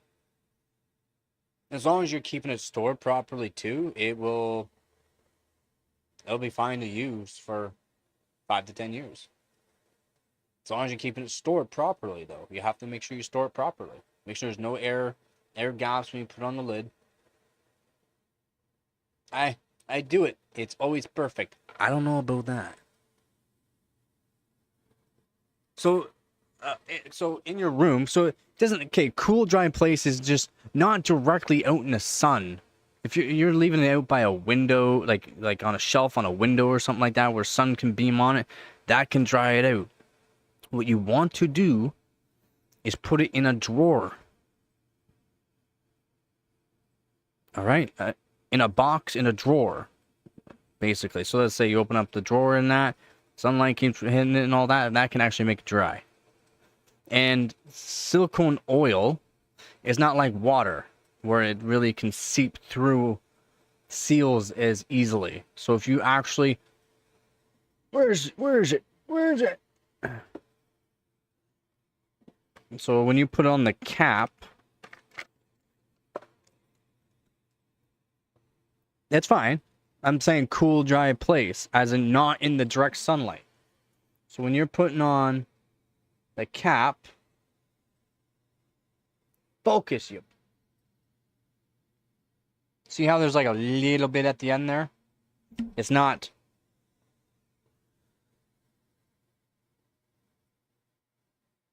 sucked in. You don't want it like that. You want just like you're barely making it to the bathroom kind of thing. You're turtling, all right? You're turtling, all right? That's what you want. You're turtling. That's what you want. And then you put on the lid. All right? And then you got to put the lid on nice and tight. No, do not put it in the freezer. I mean, this one here will be technically all right, but don't put it in the freezer. It'll make the separation quicker. Right? It can still separate. While it's in the tube, it can separate. Might not dry out, but it can separate. So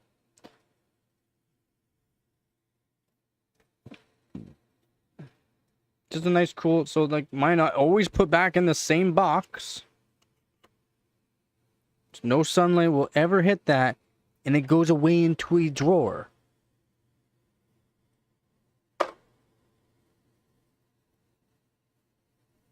Yeah, it's size 60C, and his room is like 18 or 20C. He told me it's like 18C in his room. How's it going, Born? How's it going, Born? Hey, Born, did you not watch my video before you commented? I literally say in the beginning of the video what brand and model it is. God, Born, God. God, Born, God.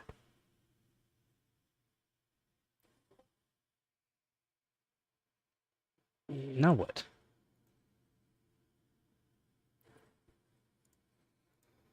It's just going wild. What about on my desk? My AC is like 3/4 of the day. No, put it in a box if you're gonna put it on your desk. Put it in a box. At least a box. Highest in the UK is 42. Yeah. I know, but I figured if you responded, people look at the comments and then they will know that it is in the link. But I even say in the video, in the link description below. I mean, I guess some people don't watch it, but that video like instantly got like not really like a whole lot of watches. People watched like the whole thing, which is actually pretty wild. over a 20-minute video, and people that watched the whole thing. The whole thing. Wild. My room temp is usually the same as my room air temp. Oh. Yeah, that's what I'm on. That's what I'm on. I always put the product in the title. I think that helps. No. I just put cheapo. I should have put El Cheapo. I scratched an i5 8500 IHS. All of it. Until it was just copper and it turned green. Within 2 months? That's a lot of moisture in the air. That's a lot of moisture in there. The Thermal Grizzly Chrono Extreme comes without the spreaders, so I got 3 for $3. No, the Thermal Grizzly Chrono Extreme comes with 3 spreaders. It comes with 3 spreaders. Or 5. What do you mean it doesn't come with spreaders? You got this one, right? You got the big boy, right?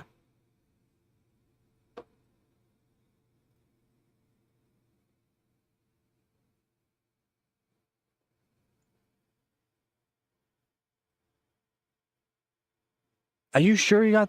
What do you mean your store didn't? Even the 2 grams should have came with, I'm pretty sure, multiple spreaders. I thought that they did. Oh. Maybe they didn't. Okay. They're probably selling them off to the side for extra cash. You should watch out for that PC place. How is my PC alive with all this moisture? Because inside your PC dries it. It dries it. It's like a lot of moisture. And again, I've literally taken PCs out of scrap yards that were sitting outside in Canadian winters, filling up with water, drying out through the summer, filling up with water throughout the summer, and then filling up with water and freezing for 9 years. And I took it, dried it out, and used it. PC parts are more resilient than you think. He told me only 10 grams comes with 3. Oh, that's wild. Is it bad I used to stick aux cables in the back of my PC PUC when I was 3? Stick aux cables. Yeah, that's bad. You know there's enough voltage and amperage to kill you, right? Especially amperage. More than what a wall socket can do. You can literally put something in a wall socket and it'll be like, bam, okay, no, that didn't feel too good. You put something onto a capacitor and a power supply and, yeah, no, you ain't coming away from that. The fans alone will dry most of the moistures in the case, let alone the heat coming off. You got that right, Born. 900 megabyte if RAM.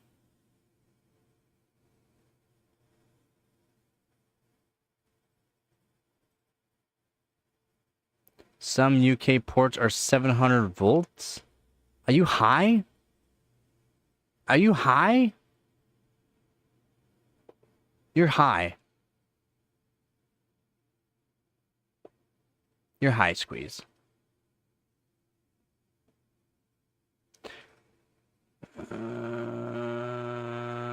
No, bro, it's like 78% humidity in Egypt. Yeah, that's why it's nasty there.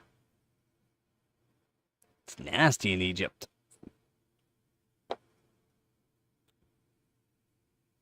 I started using a dehumidifier when I started. I thought you said snorting. I was like, what are you snorting? I started using dehumidifier when I started storing camera gear. It's very sensitive. Yeah, humidity because it gets trapped in most electronics. It'd be alright. Yeah, it makes sense. I work with them a lot. No. Well, not going to Egypt. I hear you there, Vep. Not the outside plugs. A different outlet? What do you mean a different outlet? I know. Yeah. My eyes were not following, or my brain was not following my eyes there for a second, and I thought that said snorting. And I kind of like skipped to like the bottom part. Oh, camera gear. I should read that again. Oh, storing. Bro sounds like he sneezed the beer bottle. Yeah, that's what I thought. 700 volts? You high? European outlets are 240 volt max. We have 240 volt and 110 volt here.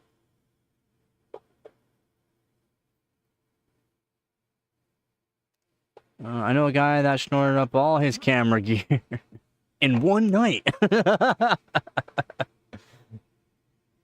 There's a different outlet, he says. It's not 700 volts. It'll be a 600 volt. And 600 volts are for commercial places.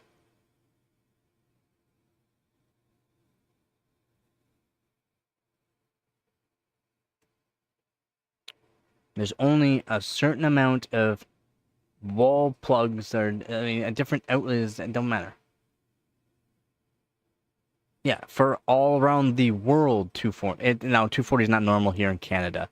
240 here in Canada is for our dryers and stoves. That's about it. And welders. That's about it. The rest are 110s.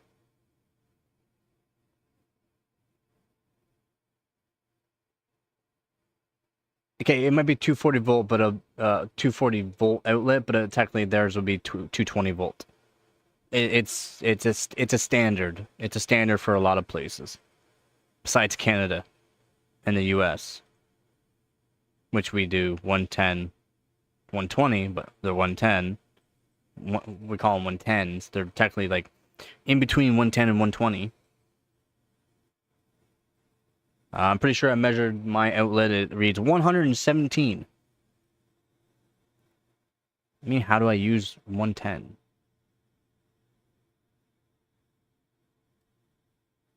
$110 volts at 15 amps is 1,500 watts. Well, boom. But it's technically 120, so we got 1,600.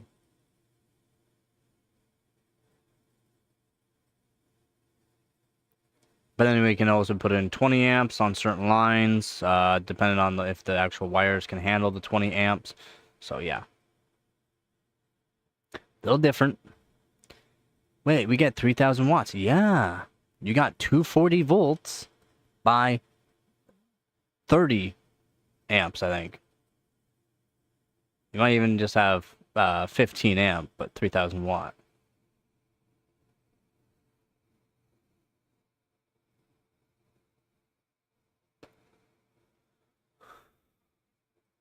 I sure the 13 amps. Pretty sure there's still a 15 amp. They're just, you're technically only allowed to use 13 amps on it though. They don't want you using the full 3,000 watts, even though technically you can. Yeah, your cables say 13 amp. They're rated for over 3,000 watts, but they only want you to use 13 amps max. No, a lot of people that won't use 3,000 watts. 240 volts also more efficient than 120. Yeah, it's more of an amperage, which is plenty for everything except for the most demanding devices like hair dryer, stoves. Yep. Yeah. Yeah, like our stoves, welders and or dryers for clothes are 240 volt, 220, 240 volt, 30 amp. I think the 30 amp. They're good for over 5,000 watts.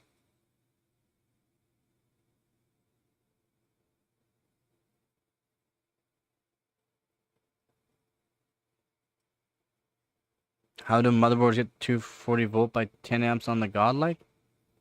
Capacitors.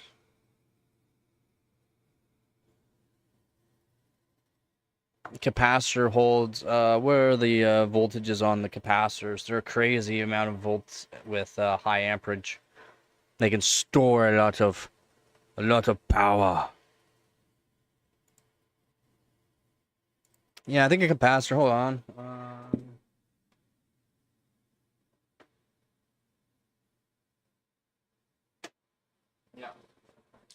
So a single capacitor in the 500 watt power supply, 500 watt power supply, the one capacitor, there's two of them, two big capacitors, they're 200 volts each. Plugs melt sometimes at 1500. Bad connection. A bad connection can do that.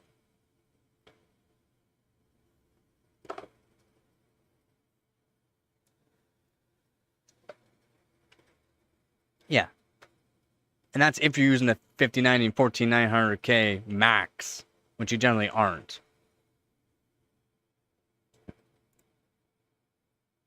Like you're generally not utilizing 1400K and 5090 power all at once, unless you're doing like what I do on very certain tests for a very short amount of time. There's a difference.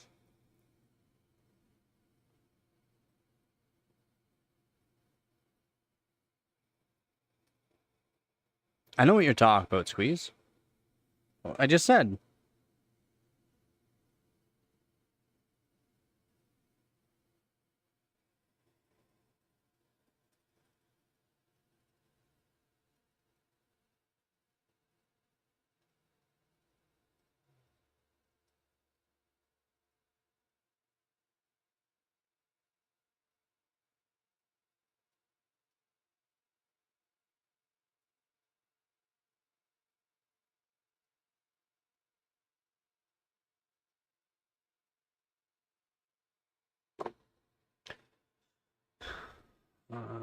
Bro, what 59 PC at least 1000 watt? What do you mean? You have to stick your tongue in it. That's the only way you'll know. My 700 XTX PC has a 1200 watt PSU. That's good. You're over what you need.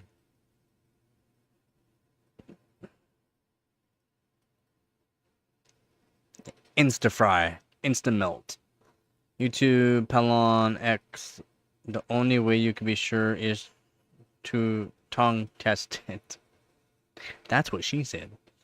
You have to tongue test it. My pleasure. It just went to a loud bang and it melted the speakers. Pretty sure it melted the wires before it melted the speakers. Just waiting for 9090 XT. Oh, fancy. Too bad there won't be a 9090 XT anytime soon. If anything, they're probably going to do a 9070 XT more VRAM. If anything, if they do it. Again, they've already specified multiple times they were not coming out with another GPU this year.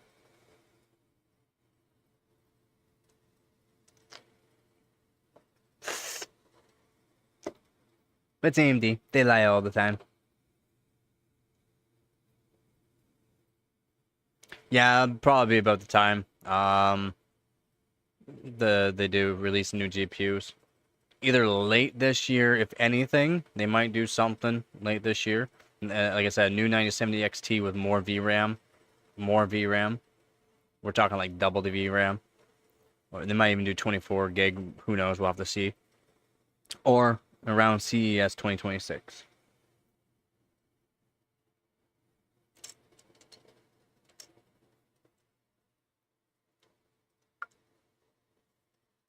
I'll be back in a minute. If anyone has any questions, please let me know. I want to know what you're thinking. I want to be inside your mind.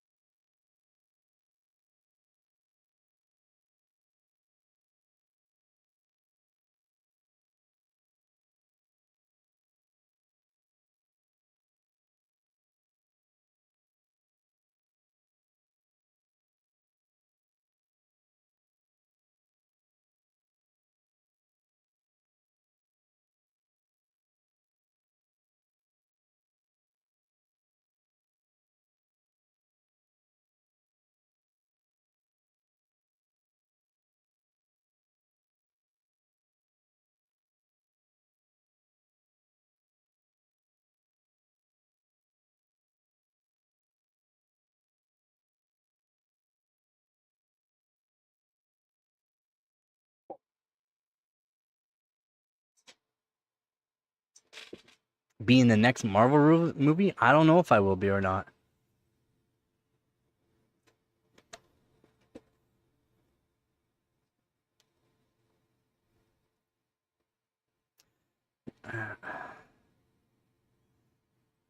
That's just because you don't know what you're doing, Squeeze. CS26 will be leaks for M6. Wait. CS these leaks. These is leaks for M6. And 1100 XGD with 12 cores, 24 threads. What? No. They don't even know what they're gonna name it. They're pretty sure they might name it the 10,000 series. 10,000, and they're not gonna be doing the 32 core CPUs anymore. They're gonna do 12 cores. 24 core total. And probably maybe 32 thread, but might be 48 thread too. We don't know yet. Still not sure if it's gonna be tile based, or if it's gonna be a monolithic core or not. We just got AM5. No, I did not. Can I have his GPUs? No. Those go to Dave. Everybody's taking a page from Apple's playbook and just changing a couple things so they can call it a new product. What are you supposed to do when you got nothing really good anymore? The advancement of technologies, again, I'm telling you guys, we're at a silicon limit.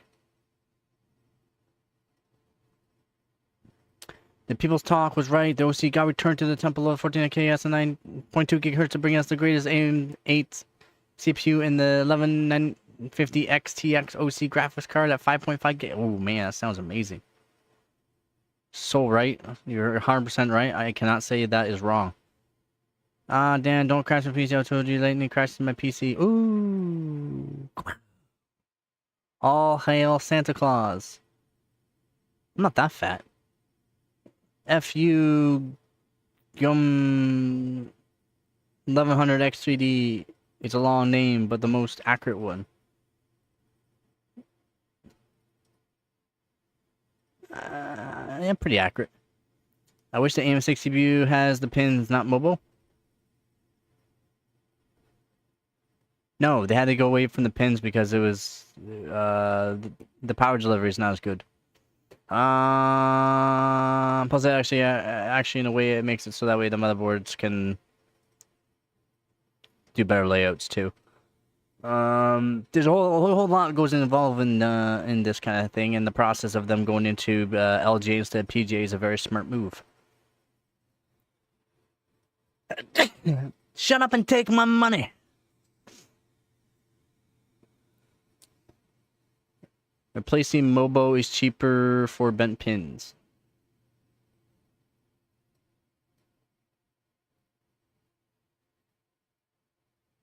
Not really. In some ways, yeah, some motherboards. Bro has Santa Claus. No, the only thing with Claus is that thing. Are you dead? Are you dead? Don't you twitch your ear at me. Are you dead? Gabby? Gabby, look at me. Oh, she's out cold. She's out cold. She's ignoring me. She's out cold. Leave me alone. Damn, flagship PC, 2 chat, got it. We'll start showing off its thousands of GPUs. Chat, Joey told me their server specs. Oh yeah? It's a lot of strategy that goes into changing changing things a little bit so that you get a slight performance increase and charge people twice as much as what you did the year before. Yeah, so that sounds like what AM6 is going to be. They'll be charging a lot more for not as much performance, even though they're going to say, oh, we have this much gigahertz, but we're only going to give you 7% increase in performance. Ooh, thank you. Give him a Santa suit and name her Santa Claus, or her. Yeah, her.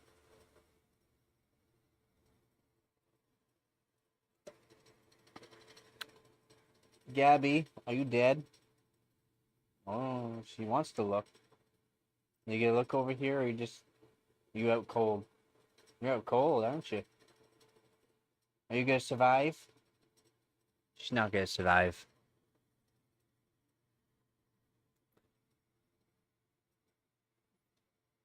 Do you know anything about M.2 SSD? For the Apex boards? Yeah. I mean, M.2 SSD can go into PCIe Express slot too, right? PCI Express slot. It's just for adding multiple SSDs onto a single slot. Which one to get? The Asus makes a good one. They're expensive. They're expensive, but they work really good. Cyberpunk is... You can buy... Wow. They're better than the M1. I'm bored.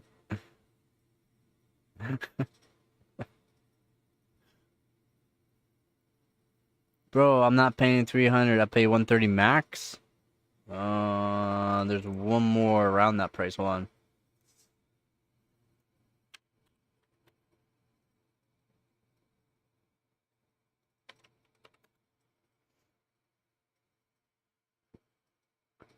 So one around that price that I would recommend.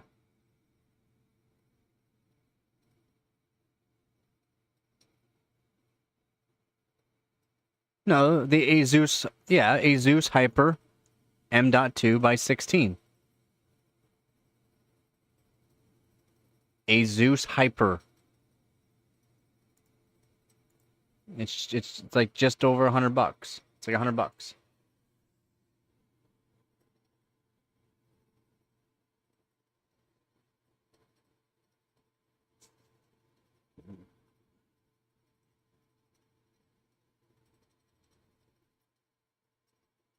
What?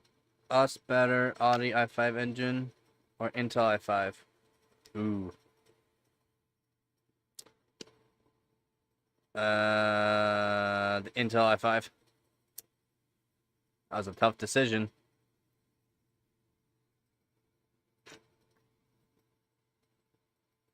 Yeah, the i5.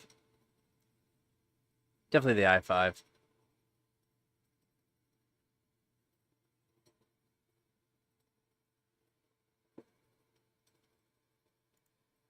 Yeah, the Asus Hyper.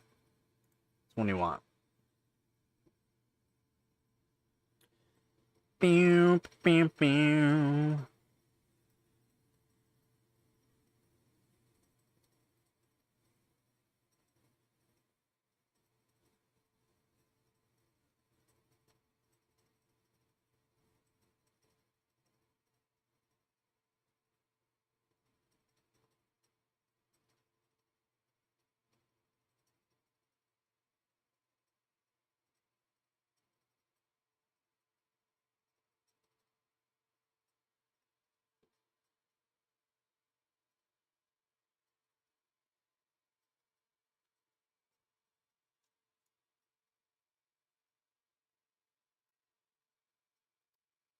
What? You don't know 700 is kind of like shooting someone in the foot, and then you think you got burned on the bullet you did with? What? What's 7,500 you talking about?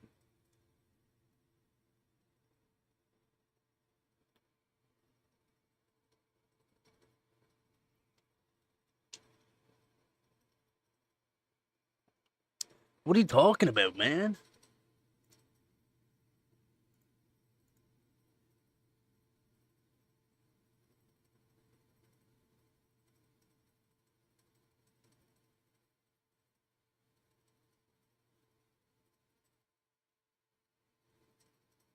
That's what I thought you were talking about, the 7,500.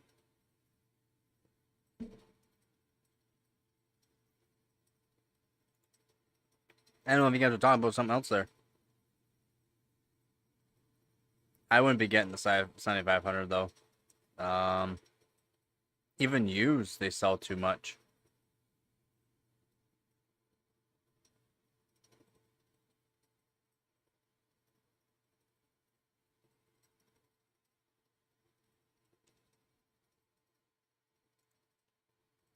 even used.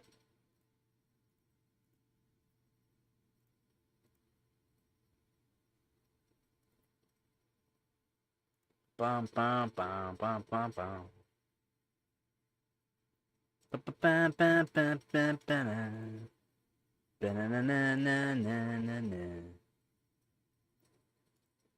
Ba-ba-ba-na-na-na-na-na.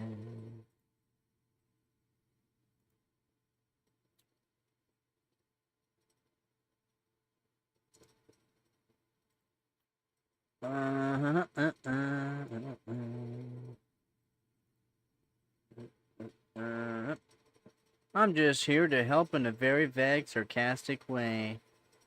Aren't we all there, Born? Aren't we all?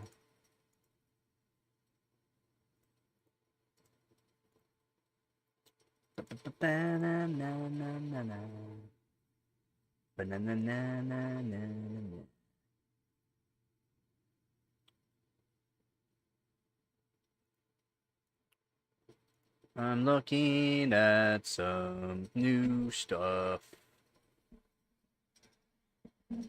All right.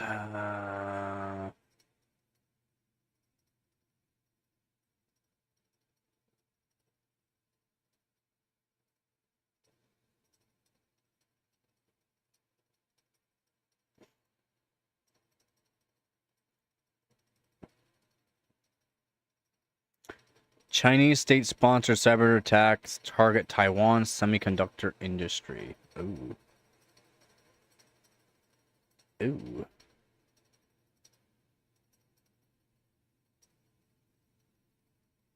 $6 million Bitcoin theft lands a cop. 5.5 years in prison. A member of the NCA took advantage of their know-how and access to steal 50 Bitcoins from the Silk Road 2.0 founder. What? Clocking out and headed home finally. Nice. Free. Home free. Me and a friend were walking home about 12 a.m. and a black man started an argument with my friend. My friend said, "Go away, man," or wow, man. I also wanted to say I raised my TRC to 360. You don't want to raise your TRC, you want to lower. You mean you lowered your TRC to 360?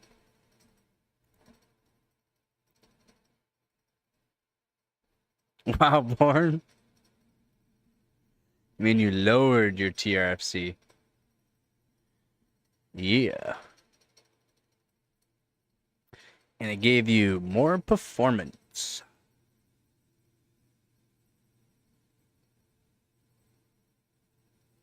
It just makes your RAM refresh itself more often, which helps speed things up. Oh, okay, yeah, okay.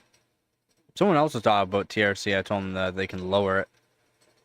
Yeah, okay, yeah. If I remember correctly, yeah, your 340, yeah. I get it. It's just raising it up 20, and it's not like you're gonna lose a whole lot of performance with raising it up by 20 for DDR4.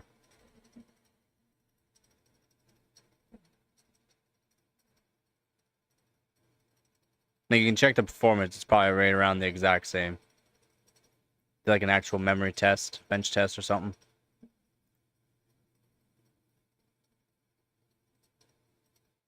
It could be the actual, like, the ICs on it. What chips are on it. So there's Micron, Samsung. There's a whole bunch of different IC brands, but then they got different kind of ICs per brand. And they all vary within frequency and timings and voltages on each. You don't have memory benches? Do you have Benchmate? Can you download Benchmate and just run a PY Prime? Or a 7-zip? More or less a PY Prime would show more, though. Is it Samsung? Is it Samsung? Oh, yeah, if they're the Patriot Viper 4000 16 CL16. Are they CL16? Or sorry, CL. 18. Either CL16 or 18. Patriot Viper 4000. Yeah? Okay, they should be Samsung B-die. Have you ever heard of Typhoon Burner? Nah, that wouldn't be CL14. Not 4000. Not Samsung B-dies. Not unless you're at like 1.55, right around 1.5 volts. They're probably around 16. They could be even, like I said, either CL16 or 18. It could even be 17. You use Typhoon? Yeah, if the Typhoon said Samsung, I mean, that's why I recommend the Patriot Viper 4000 and 4400 kits, because they're generally the Patriot Vipers are good buy, and they're generally, from what I've bought, are Samsung B-die. Again, doesn't matter who. I'll never say you will guarantee it. Just you're more likely to get a certain RAM kit if I'm telling you it, because it's not always a guarantee. Yeah, yeah, yeah. So to lower the TRFC a bit, what you can do is raise the voltage.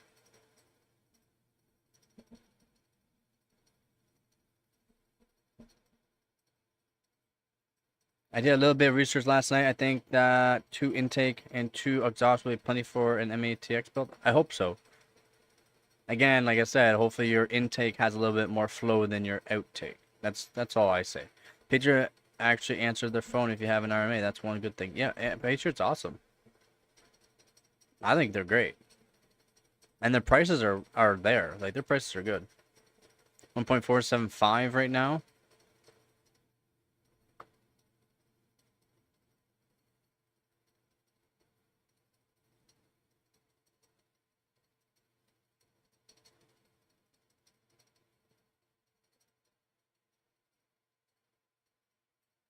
And you should be able to go lower voltage than that.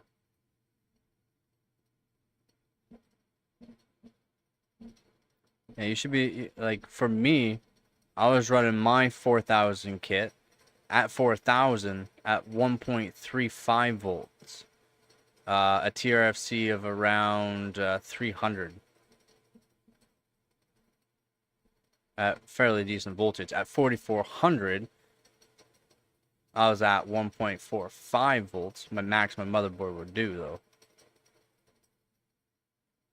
No, sorry, just over 1.4, really. Around 1.4 volts, not 1.45, sorry. And TRC was around, I think it was 360-ish.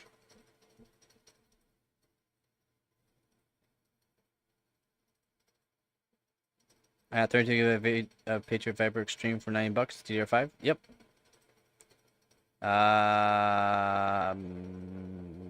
90 bucks is pretty good, though. Dang. That's amazing. Born answers calls. I think that posted my diamonds in your Discord. Did you?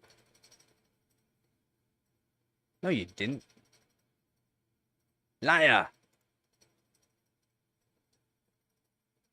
Where? I don't see. You'd be surprised. Most companies that sell RAM, you can't get a hold of them. You can't ram it, dodge it. Yeah, it's true, Vapid. There's a lot of companies. Yeah, be thorough.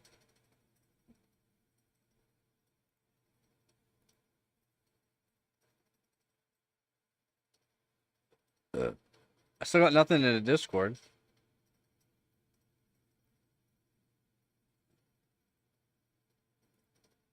Still got nothing. You lying to me? You lying to me, boy? Tell your cat, yeah, auto.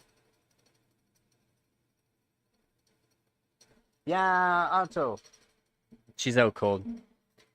She don't care. Can't repost because driving. Oh, okay.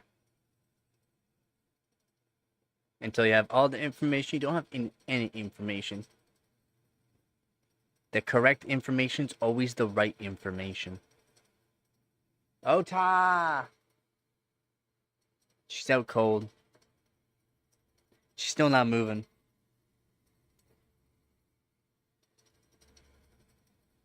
But scroll up, it's still...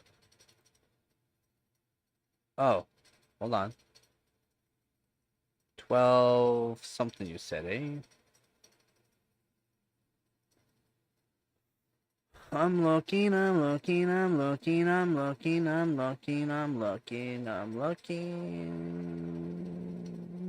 somewhere around there.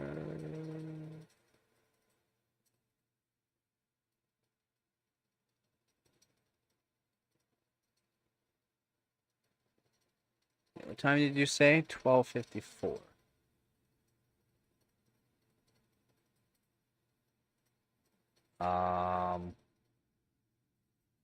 Where'd you put it?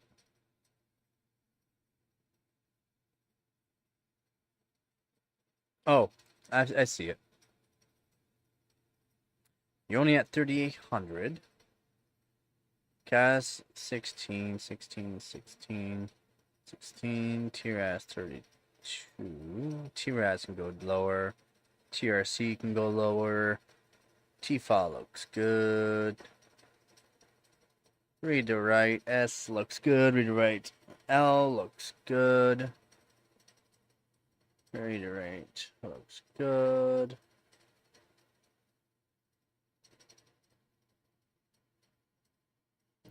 TRFC 189 nanosecond. TRFC 360. TRFC 2 is really high.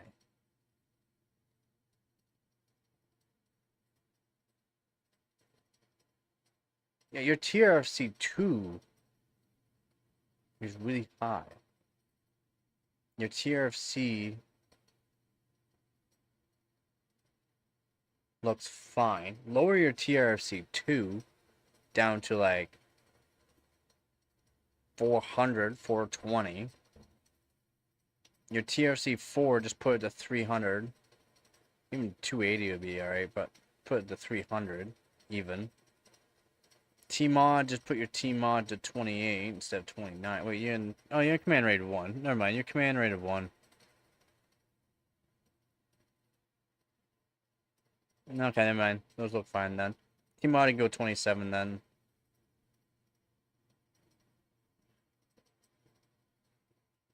You read, the read. Looks good. Your right to right looks good. Your cache write latency. Your cache write latency can go down to 12. Especially at the voltage you're at. Just put it down to 12. TRTP. You should be able to do 4. Your read to write. 16 you can go down to. Your right to read. That looks good. 7 looks fine. Your read to read SC looks fine. Your read to read SD. Might be able to do 3 alright. You read to read D should be able to do 3 as well. Your right to right looks good. Your right to right SD should be able to do 4. Your right to right DD should be able to do 4. Your TCKE looks fine. Your TREFI looks fine. Your T-Stag, you should be able to do like 180-ish. But maybe just keep that at 222. Should be able to do around 180 though. Your TMRD 8 looks fine. MRDPDA should be able to do 16. Your TPHYRDL should be able to do 22. VSOC voltage looks good. VDD-P voltage, you can do... No, I mean, 1 volt's fine. Your VDD GCCD looks good. Your VDD GIOD looks good. Those all look pretty good. Although VDDP you can put up a bit to like 1.1 volts, but it's fine where it is, and you can still lower those timings. Your proc ODT ohms 36.9. I think I was running 38-ish on mine.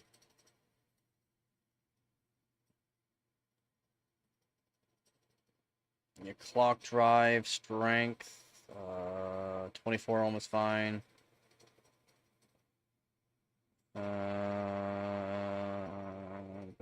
AD command drive strength 20 is fine.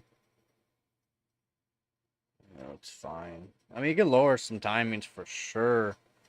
But your TRFC of 360 is fine. I would lower TRFC 2 down to like 420. 420. Yeah, lower it down probably 420.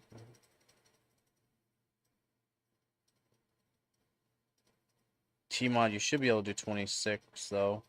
Just do 27 though, because command rate of 1. Same thing with your Tmod PDA. Just put it down to 27 as well. TRC, you can put that down to 48. TRAS, you should be able to do 28. Again, your cast right latency, you should be able to do 12. Especially at the voltage you're at. Should be able to drop cast rate latency down 4 points past your cast rate latency. Since you're at 16, your cast rate latency should be around 12. Sorry guys, I'm kind of zoned. You should be able to change your TRFC 2. You should be able to change your TRFC 2. It shouldn't just be auto. TRC 4 should be on auto though. Which means if you lower TRC 2 down, you can probably make it so it goes down anyways. Wait, what motherboard are you on? What motherboard? Oh, Prime X570 Pro. Oh.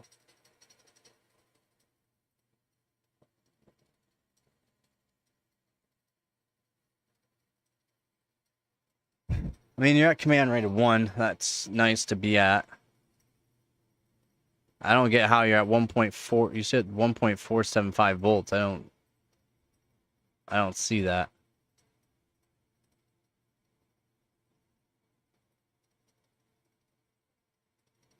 Doesn't say anywhere on there what your voltage is. It says you're at 3000 megatransfers per second. MCLK 1900, FCLK 1900, UCLK 1900. I mean, buddy, you got that dialed. You got that dialed. That's good. It's running it just fine at these timings, which is good.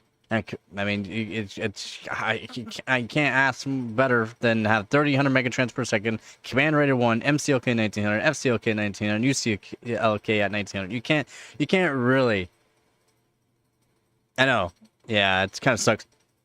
Zen timing doesn't show it. It does show your VSOC voltage though, and 1.1 volts is nice. But again, cache rate latency, lower that down to 12 easily. That'll be easy. You don't have to do anything. Just change that cache rate latency down. TRAS down. You should be able to do 28, no problem. TRC, you should be able to put that down to 48 easy. T-file, I mean, you're good to go. T-file there.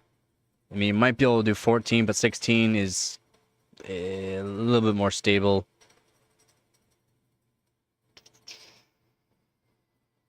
But yeah, your TRC 2, you should be able to tune your TRC 2. It's TRC 4 that's generally auto. And some boards you can technically change it.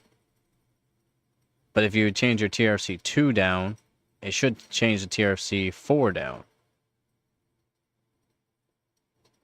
Because you got refresh of the whole the sticks themselves, and then per banks.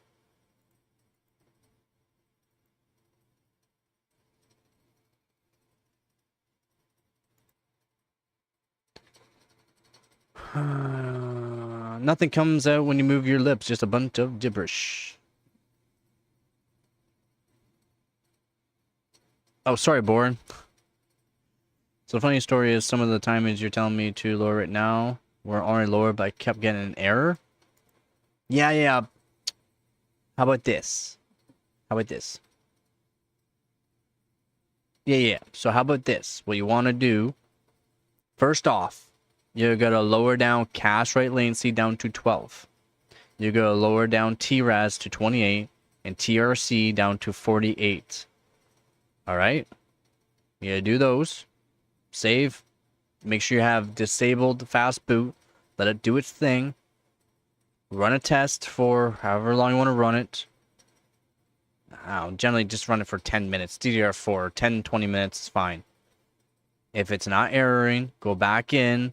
You're gonna change down. Again, I want to see your board. The X570 Prime BIOS images. There we go.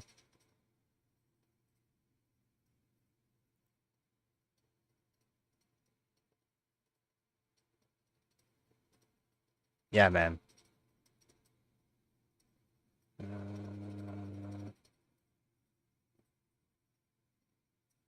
Yeah, man. Yeah.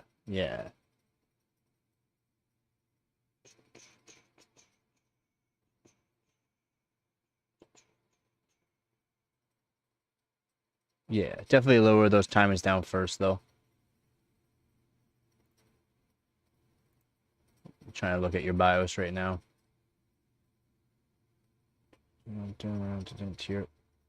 Yeah. That's why. Okay, yeah, and you can do TRFC, TRC2, and TRC4 on your BIOS. This is the right BIOS, right? Ooh.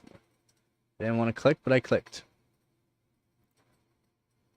This is the correct motherboard I'm looking at.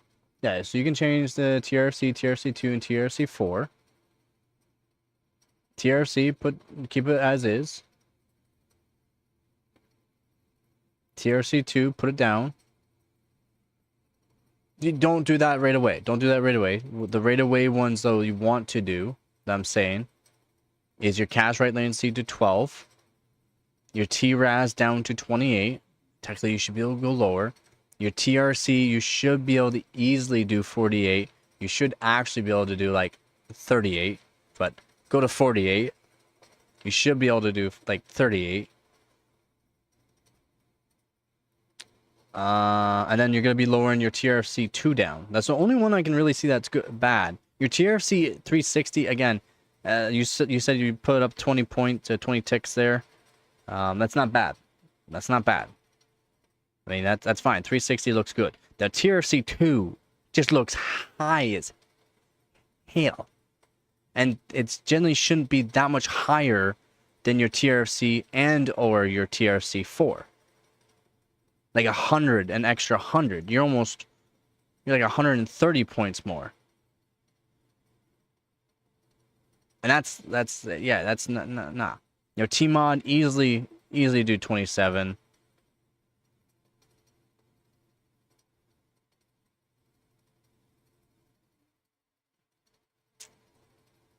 Yeah, definitely start. I mean, it looks good. I'm not saying these are bad timings.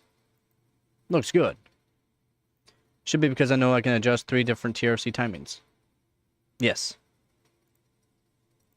Yeah, I mean, the each TRC timing is for something different on the actual RAM, right?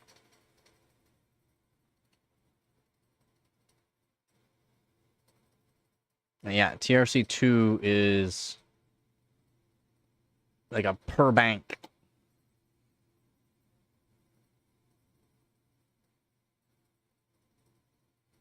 What I like to call it. I do a lot of DDR5, so you got TRC and TRC PB, or some boards SB. That's per bank. Yeah, definitely could do like, you just put it to 460. I say you can probably do 420 on TRC2. 420. But I mean, if you ever need hand, okay, yeah. If you ever need a hand, if you just want me to go through these things with you, and then if you have time on the stream, it's not like it's my first time helping someone out on stream.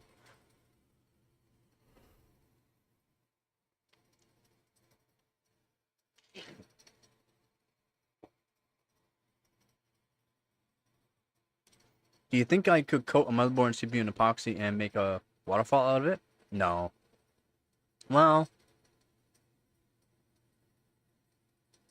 maybe. Actually, born, maybe. The only problem I would see you having is with the CPU socket. Because you could technically coat it in epoxy, as long as you run water over top of the whole motherboard, it would actually keep the components cool. Which means you could technically do it.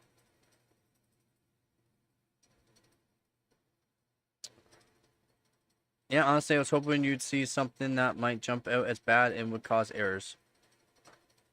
No, don't do 420 yet. Don't do 420 yet. So your first one that you're going to change, and we should go down the list of what will be first ones, TRAS. Alright? Your TRAS. You should be able to easily do 28, but just put it to 26. Yes, we're going to go lower than 28, because it should be easily be able to do 26. It should be able to do like 22, but do 26 TRAS. TRC, put that down to, just put it to 48. I mean, you should be able to do like 38, but put it down to 48.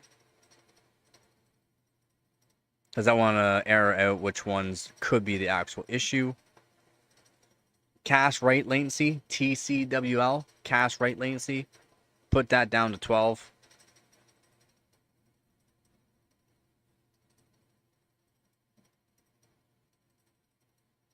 For sure. And that's it for now, and then do a run.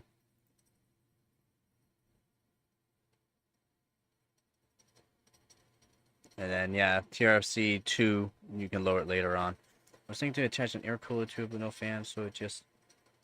Yeah, but then how are you supposed to make sure the socket doesn't get wet? Because if you epoxy the socket, the connections won't be...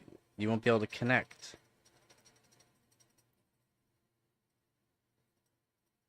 It's the only thing I'm thinking of right there is the CPU, let alone the RAM. The rest of it, yeah, no problem. But the RAM and CPU, those are an issue.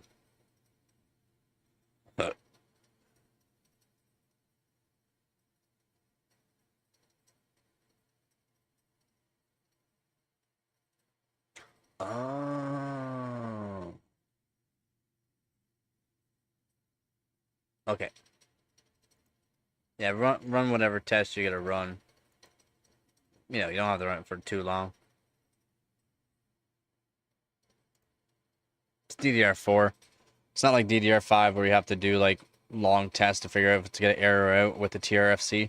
Because we're not changing anything with the TRFC. The TRFC will be the one that errors it out on a short to long period of time, and that's more on DDR5. That's an issue. DDR4 and DDR3 are not really the issues. It'll error out a lot quicker than on DDR5. DDR5, it could be like, oh, you're fine for 24 hours, but then next time you do it, you error out within like 15 minutes. Like, but this just passed a 24-hour stress test. I did the stress test again like a couple days later and it errored out. Are my RAM kits bad? No, you're not bad. It's just your overclock is actually trash. Your TRFC and TRFC PB or SB, whatever board you're using, it's just trash.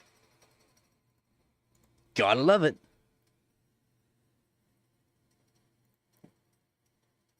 That's why I have so much time spent on DDR5, because it's so freaking annoying.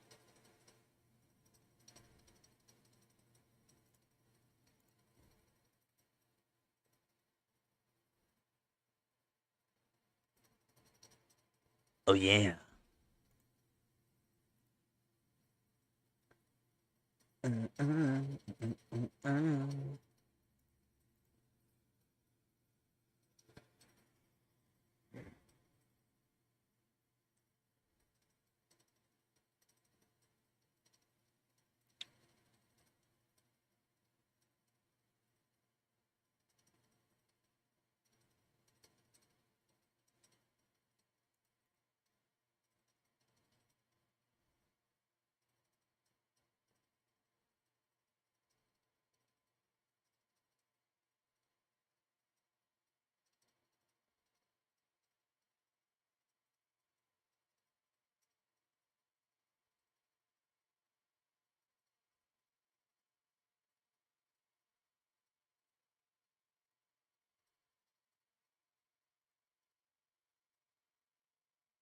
Didn't boot?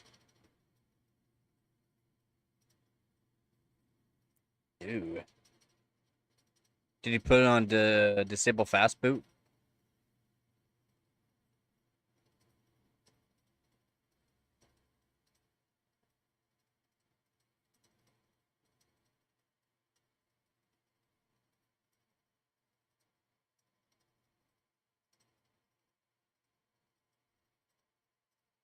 Is that a microwave? Dang, that'd have to be a pretty big microwave because a lot of microwaves aren't that big.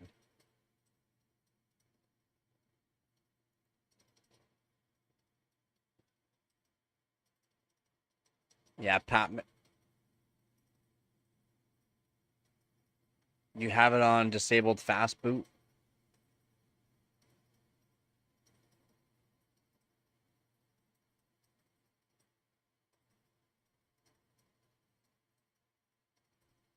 And just leave the cabinet and door? Yeah, it makes sense.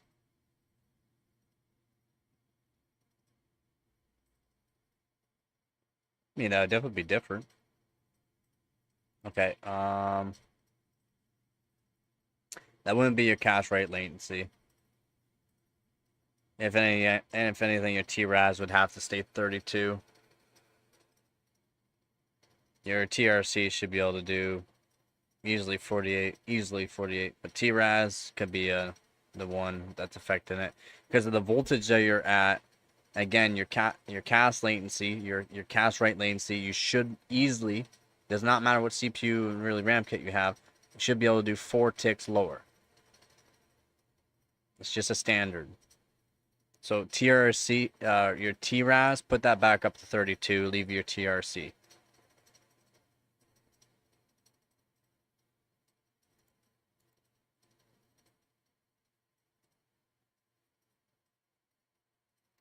Building in a PC for a sleeper build. I'm thinking.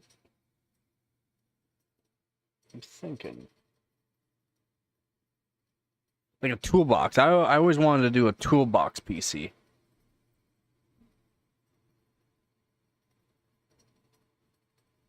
I know the timings I'm giving you are like easy timings you should be able to do. Like a 3900X can do these timings. Wait, what CPU are you using again?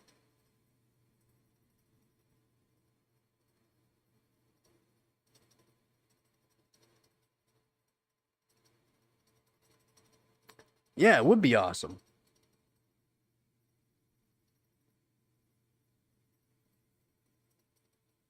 I know it would.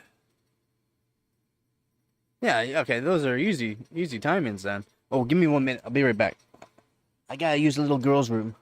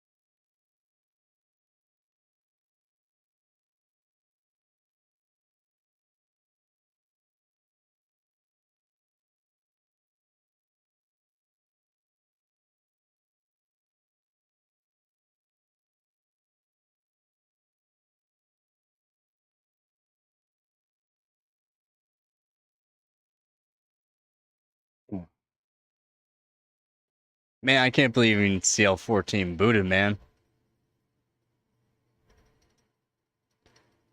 But since you did CL14 and it booted, I mean, you're at a high enough voltage, you should be able to do CL14. I just don't think it's going to be stable in the long run.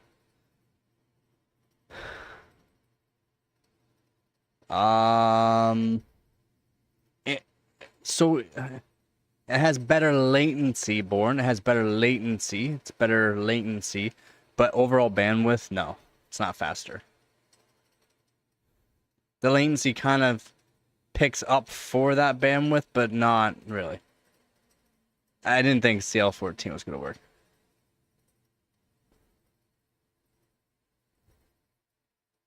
Yeah, don't go past the 1900 that you're at that's already working. You push it too far, you can hurt the CPU. That's all. That's, I mean, for what you got working, 1900, 3800 is good. With the command rate, I mean, it's literally, that's textbook. That's textbook AMD you got going on, buddy. Don't mess with it.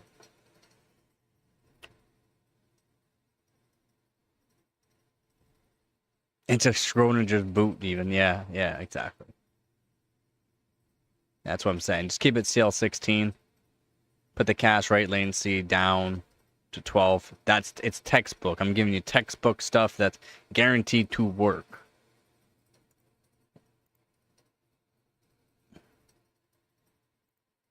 So that's when you're saying it didn't boot up. And then you said a CL14, like, oh, no wonder it didn't want to boot up. CL14. But then it booted up. It's like, well, let's say the motherboard was not happy one time and then it was happy. Well, that's the thing. That can happen. But you want to be stable, you want to be able to boot up, you want it to feel good. So that's why I try to give people textbook stuff that makes sure everything is supposed to work. It's supposed to work for a long time, you know, be stable. And because some people do have issues with boot up, it's going to boot up every single time. You're at CL12 trying to boot. Yeah, nah, man. That's not going to happen. Maybe at 1.8 volts. But you should be on liquid nitrogen. Yeah, definitely go back to cache latency 16.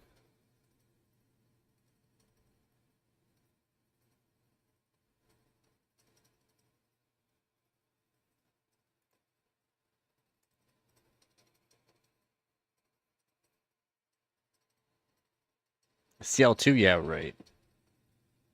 You're going almost back down to DDR or DDR2. What was this kit? I think these are pretty close to that. I think these are like CL3.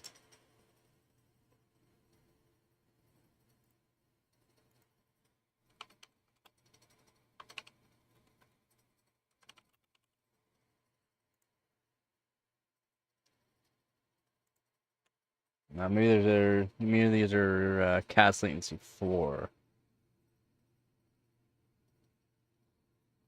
But they're only at 800 megahertz.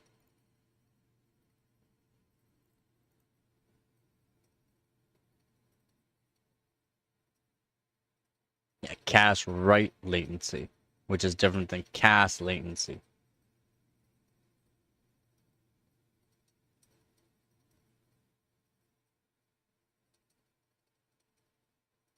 So you got the RAM clock latency and the clock write latency.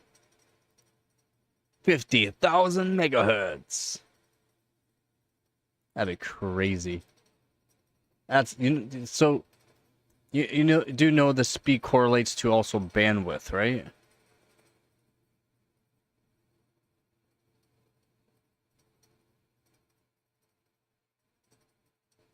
And it's clocks per cycle.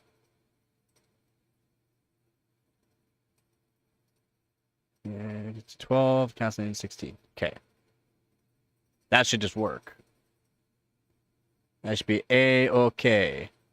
Now, I'm not sure if your TRC 2 to 420 is going to be okay with it. It should be. Unlimited bandwidth. I'm looking. I'm looking.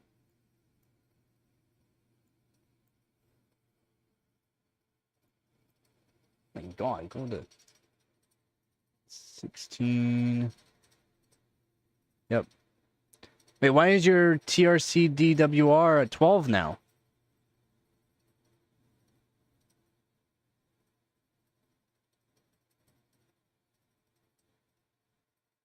No. I don't know if that's going to work.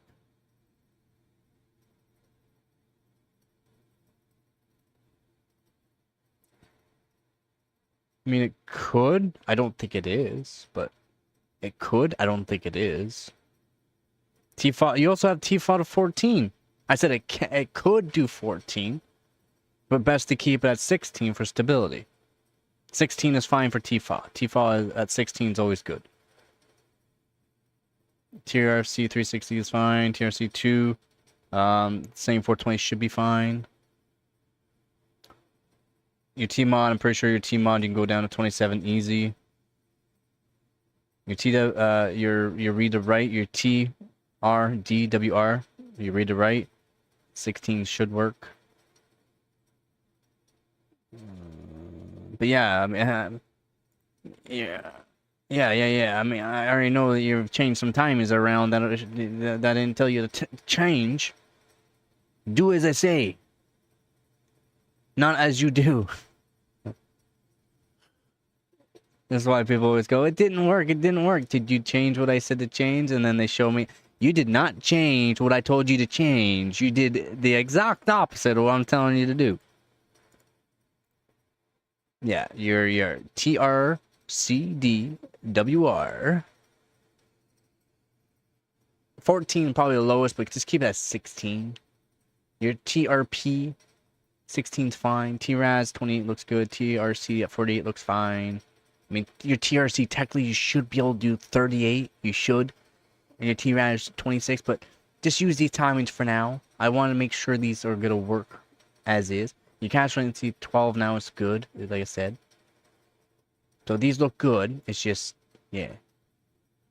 But it's more fun this way. But you make my brain go boom. It hurts. If it didn't work at 14, try 12. More. To make me ask questions, because it's like, hey, he's helped me, let me do something funny. Even though it's not aired, it needs to finish the test, though. But it's a PC adventure. This is not Dora the fucking Explorer, man. I know my old kit would do 12 or 14. I mean, at the voltage that you're at, yeah. But okay, your old kit might not be Samsung B-Die. Samsung B-Die likes tight timings or high frequency. You can't do both.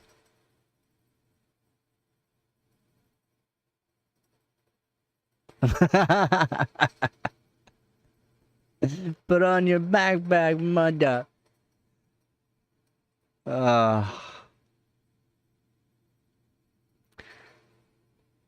And you're talking to someone that does RAM. I love RAM. DDR3, DDR4, DDR5, some DDR2.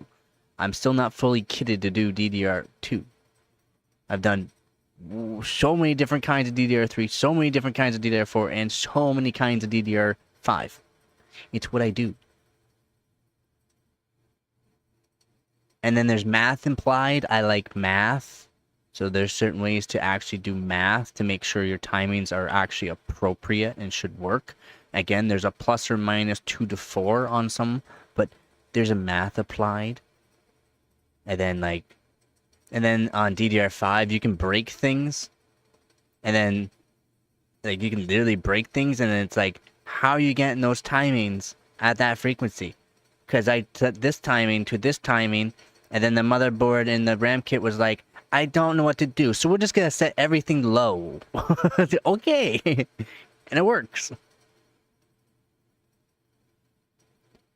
There's no God kit of B-Die. You might not have had B-Die, you might have had Hynix.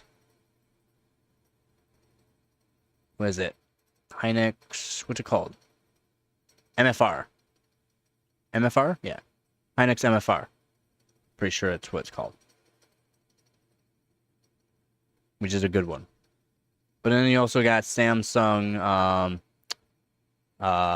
D-Die as well, which is not half bad.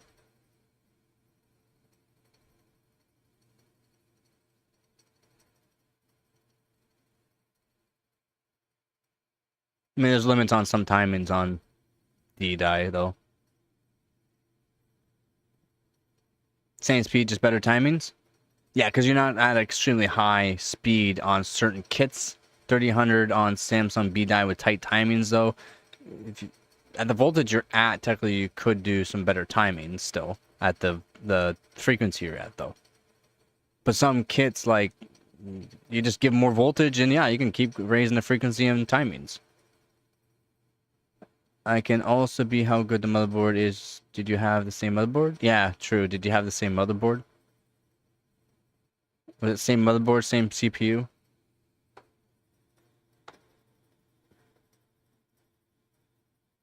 Yeah, there's a actually I wonder if I can find somewhere in the Discord channel. There should be a DDR3 log that you can go through. I mean, you can take the hours to go through all of them to learn if you want, like I did.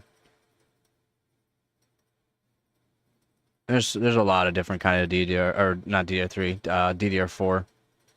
There's a lot of DDR3 as well. Yeah, same board, same CPU. Okay.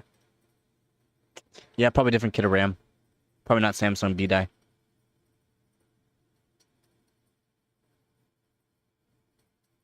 That kit is probably better. Have you actually ran tests on it?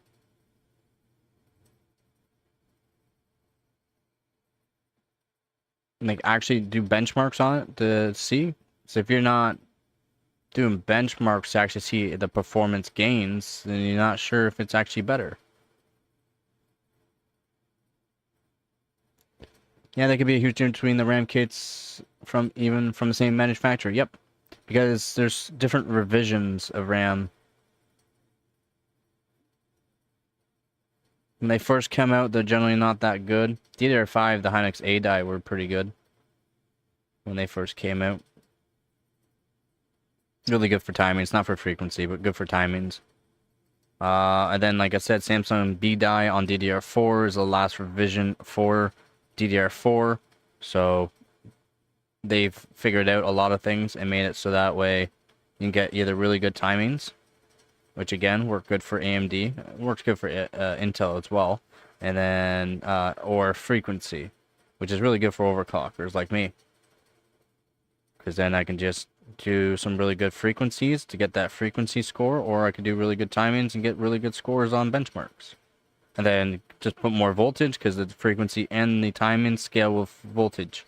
So if you're putting in like 1.8 volts into a RAM kit, you can get hella good scores because you're going to lower that CAS latency, CAS write latency, TRFC, you're going to lower all the reader writes, and then lower the Tmod, and dang, you're going to get some scores that you never even knew was possible. Because you can also keep the frequency all the way up to like 4400 or above. T-file back at 16. Okay.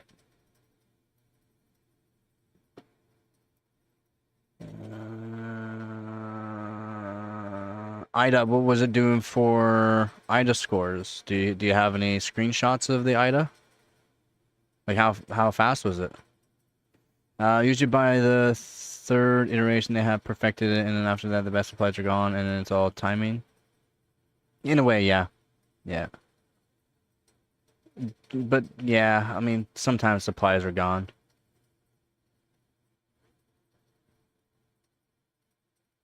You don't have any screenshots, eh? Dang. I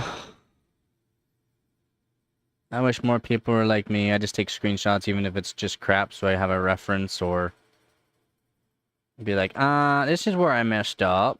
This is where it can be approved, even on my own stuff. Okay, I've already tried that. I've tried that. I've tried that. Because it gives me also a mental image, even though I don't have to look at the screenshot.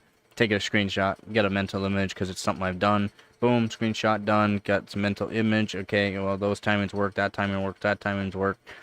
These timers don't work, but what if we just raise the voltage a little bit on VDDP, right? Or VDDD or VDDIO. What if we just raise the voltage a little bit on one of those, try each one of those at a single time? That actually helps it. Then I know that voltage will actually help with around those timings. Voila, wah, wah. Wham, bam, thank you, ma'am. It's good. It's good. RAM timings is fun. If you don't keep records, trying to remember things is pointless unless you're somebody that has like a photographic memory. Yeah, that's why people are like, what? How do you remember me? How do you remember this? How do you remember that? I don't know. How do you remember these timings? I don't know. I used to, but then I was like, okay, well, if I'm already putting in everything that I've already written down before, there's no point because I got it already down in my head, or I already got set ways to do something. Again, there's math and there's math involved for a bunch of timings anyways. So once you're doing timings and then you put the math involved, so you're good at math. Again, I'm pretty decent with math. You can just do the quick timings, the quick math. It's just generally plus or minus 4 times plus or plus or minus is different though. Plus or minus, up to 4 or up a little bit more than that for being able to go for your like TRAS and that. What if you pop a fart in a blood vessel and then you forget that stuff? That's why I have screenshots. Why do you think I have screenshots? I still have screenshots. Not like I use them all the time anymore, because I just started knowing that I don't need them. I have them. I have screenshots from years ago, man. I have screenshots from stuff that I haven't even done or put on hardware bot, because I'd even do hardware bot back then.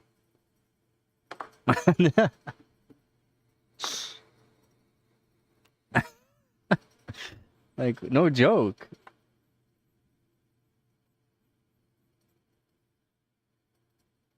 But it's like I don't even need those screenshots anymore because the stuff that I've already learned and have used before that work are way better than what I was doing at the beginning.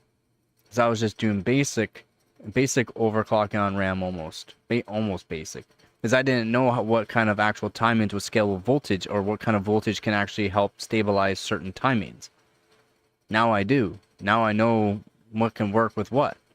What's a standard? There is standards. A lot of people don't realize there's standards for doing timings. If you just go off of the standards, and then I've had people try to tell me that, oh, your overclock didn't work, blah, blah, this, blah, blah, that. I'm sorry, man. I give you a standard. If it's not working, you have the crappiest CPU, you have the crappiest motherboard. I'm giving you standards that your motherboard uses.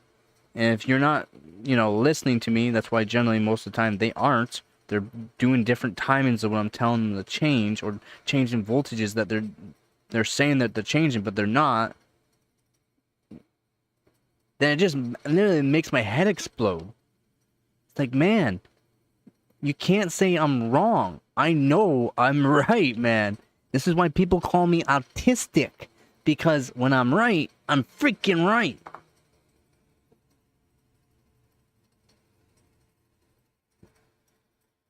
Can an overclock 97 XT be a... No. I didn't even have to read that all. I saw XTX. No. To be honest, I want to run TRC back down to 12 the moment you end stream.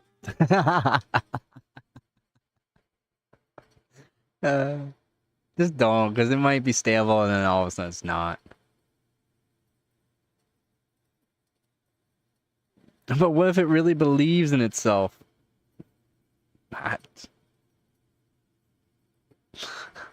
Not even with a BIOS mod. Not even with a core voltage mod. Not even with a memory mod would it even get close to 7800 XTX at stock.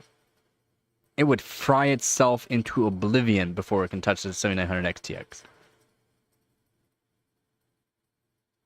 COD is a CPU, more of a CPU-oriented game. That's why.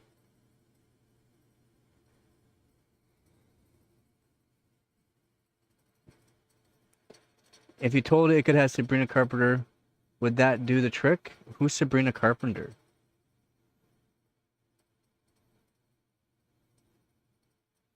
My XTXT SE base score is 14.5. I don't believe you, pal. I don't believe you. Sorry. What COD? Is that Call of Duty Warfare or whatever it's called?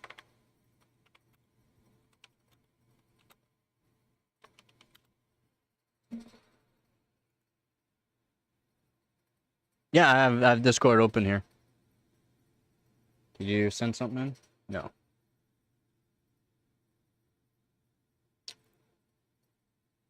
No, not you, Pop. Pell. Black Ops 6. Not you. Pell. God, you guys need to realize I'm talking to everyone at once.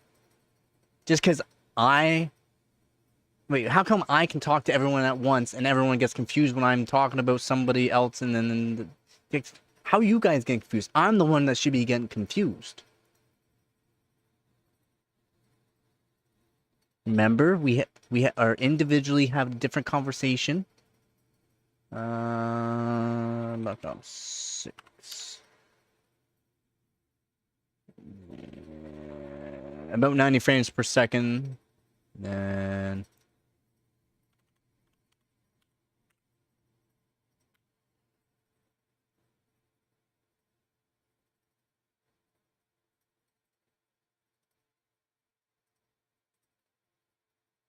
Oh, I don't care about early benchmarks. I want real. I want the real deal, boy. Ooh, I don't want that. No sound. No sound. That one. I don't want to get demonetized. Yeah. Let's go.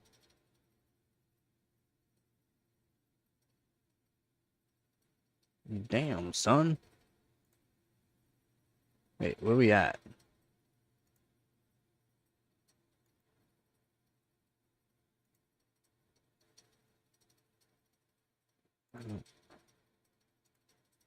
I want 4K, boy.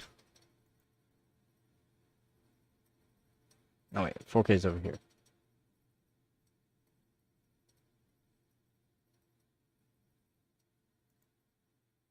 Yeah, this is 4K.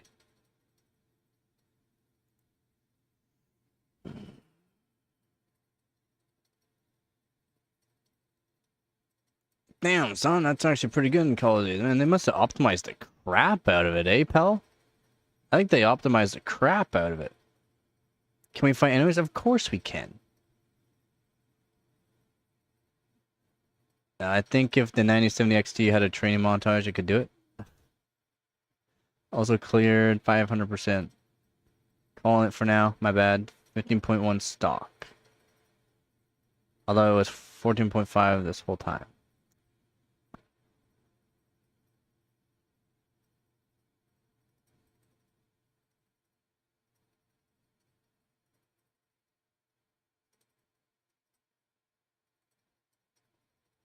I mean, still 50.1, not bad.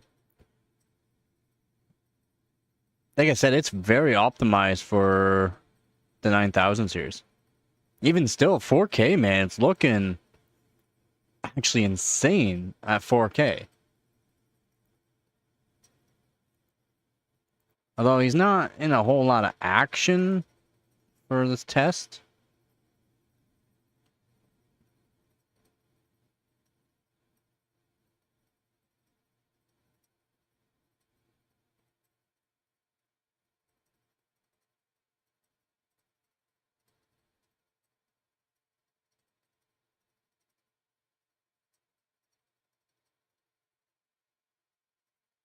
I mean, it's doing the same performance of a 4080 in Black Ops 6 at 4K.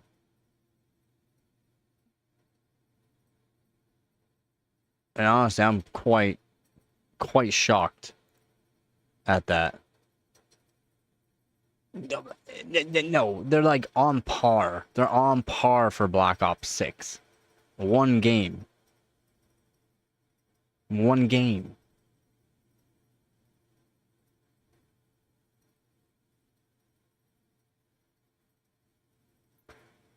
By the looks of it, the 7900 XTX and the 9070 XT are matching a 4080.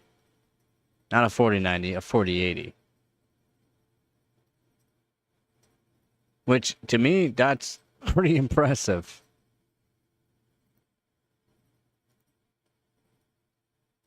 Because I can't believe how well optimized the 9070 XT is for Call of Duty Black Ops 6. It's really good. Let's do though.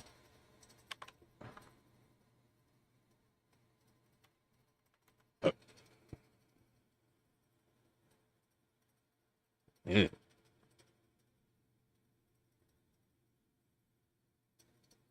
30 FPS at 4. Okay, it's terrible. That's Cyberpunk.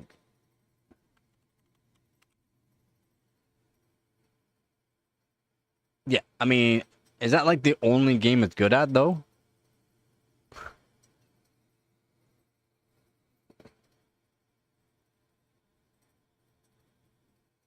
Most people are not happy with their gains.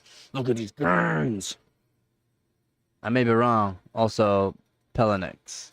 COD loves AMD. Any COD. I mean, maybe. Yeah. I mean, yeah, because it's on consoles, right? Which means it's going to be optimized for AMD. What I'm seeing is, yes, on 1980 overclocked and played with can be a stock on one game. Doesn't matter. It does not matter. Any Call of Duty is going to be the same performance because it's AMD optimized. Again, I'm still pretty shocked at the performance that they're actually doing, though. Again, it's AMD optimized. Put it to Cyberpunk 2077. You only play COD. I mean, that's awesome. Then that's actually awesome. That's pretty cool. You should be using a 14900K then. Your 1% lows would be higher, and you probably have around the same frame rate, or if not better. Because that's how it works. But also, Cyberpunk 2077. Have you looked at the frames per second in that game? 9070 XT versus the 7900 XTX? With no ray trace? Have you looked at that game? 26 frames per second with the 9070 XT. And over 60 frames per second with a 7900 XTX.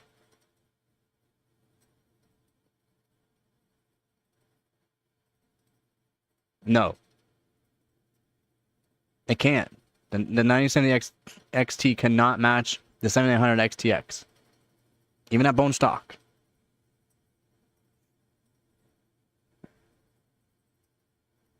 You can't just put it to one game. You can't just put it to Call of Duty. That's different. It's strictly AMD optimized, not optimized for NVIDIA at all. It's strictly for AMD, basically. And we're not saying clock rates. Clock rates is different. You're looking at Time Spy and Still Nomad DirectX 12. And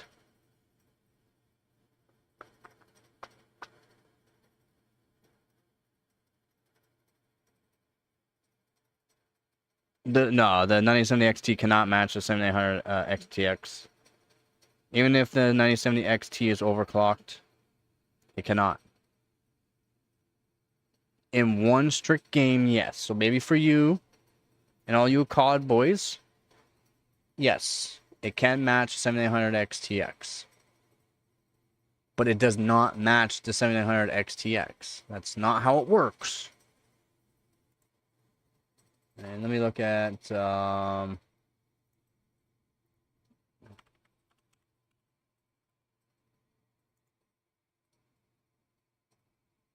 you're looking at Time Spy Extreme, you're saying?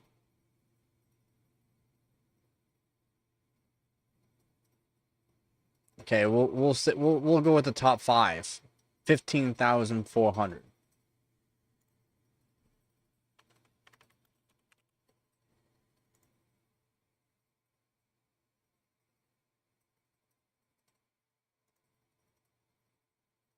top 5 again, about 18,000.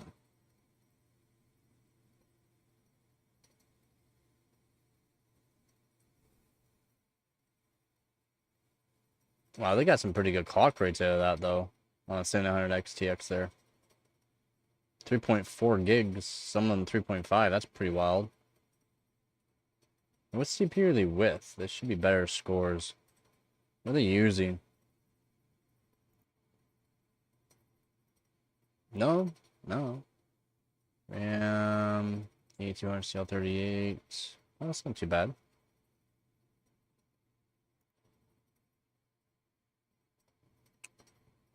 The 9097 XT OC scores are higher than my bone stock XTX. Are they? What do you mean, why no ray tracing?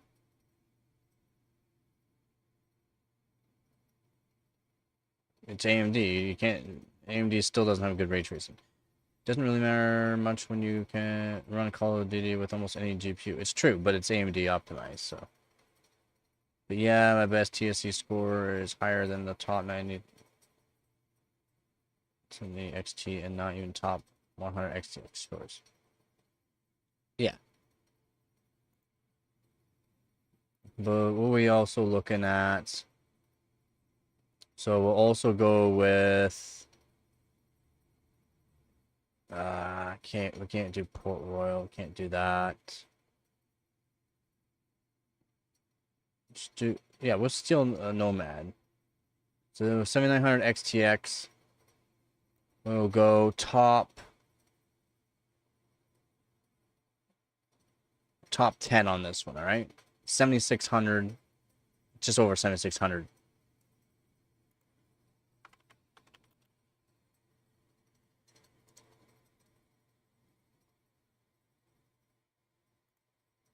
Top 10, 7600.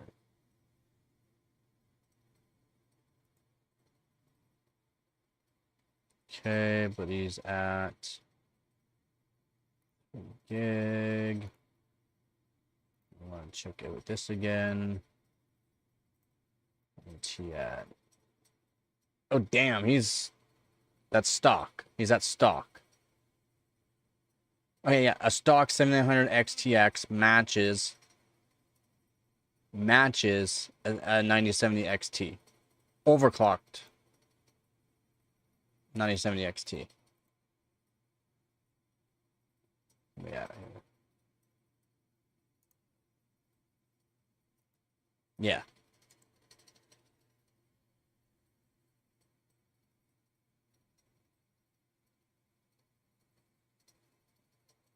You should be able to get the 700 XTX cheaper.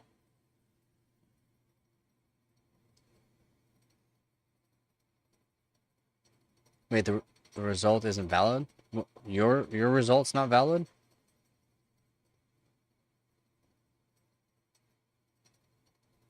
To put it simply, there's a handful of titles that with an AMD GPU could have played a resolution 1 tier down. Yep.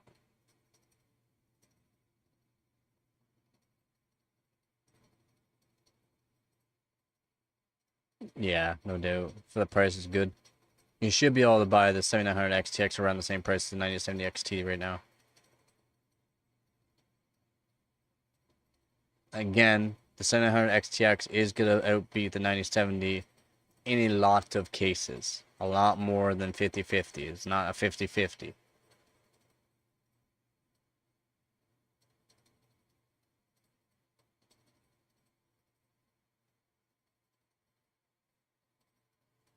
For 700, I mean, I don't know if I would even want to pay 700 for 9070 XT.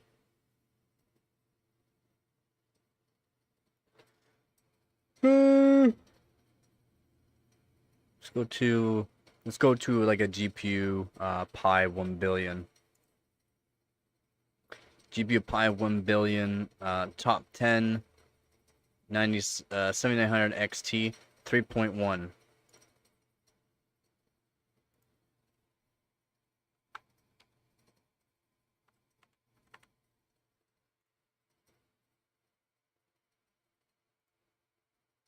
There isn't even a top 10 for 9070 XT. 5.18 top 6.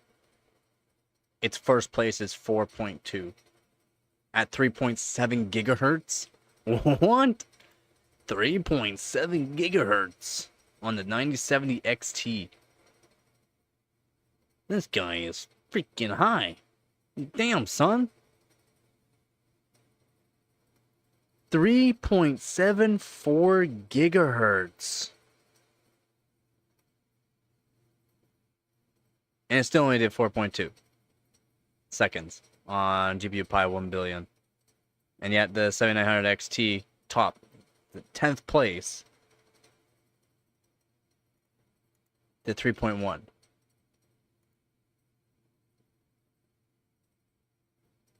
That's freaking wild. 3.7 gigahertz. Did you hear? You guys are hearing this, right?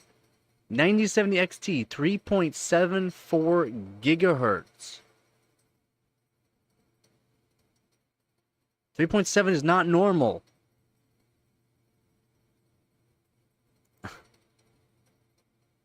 Normal OC for the 9070 XT is plus 300 or plus 350.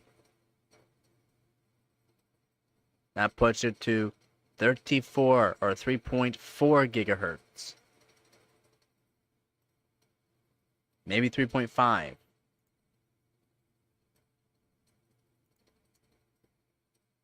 I may not own this, but I know more about it than you.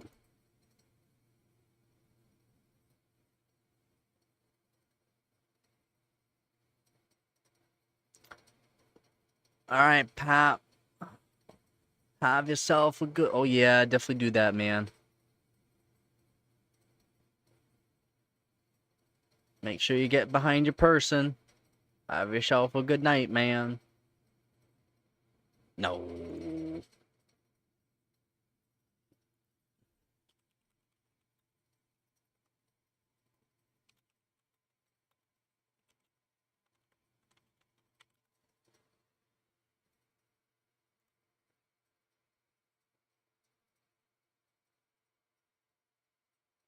No, I was right. 3.4 to 3.5 gigahertz is literally what everyone gets at. No. No. No. No. No. No.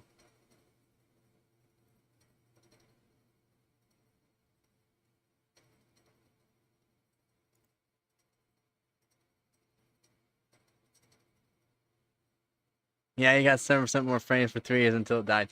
3.74 gigahertz. Oh, yeah.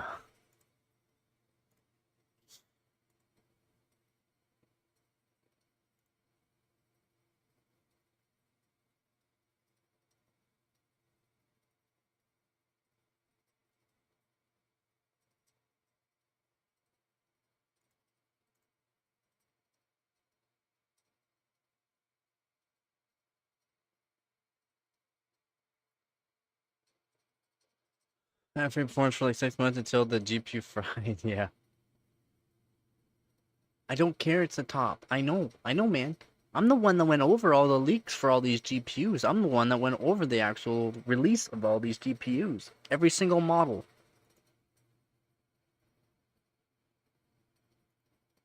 Every single one. No, let me just check to make sure. So first place is 2.8 seconds for 7900 XTX, and he did. It's not 2.3.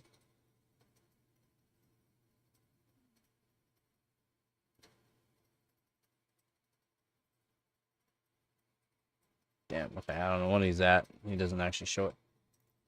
9070 XT. And we'll go back down to here. Here. Show me the money. Okay, they should have pictures, but they don't have pictures. Looks like a reference card, though. Like a reference looking card. It looks like an MSI card.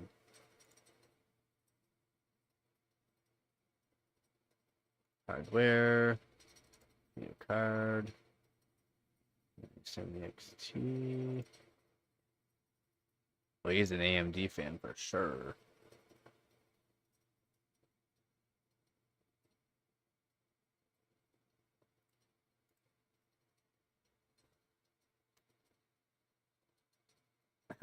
That's why people need to have pictures in that.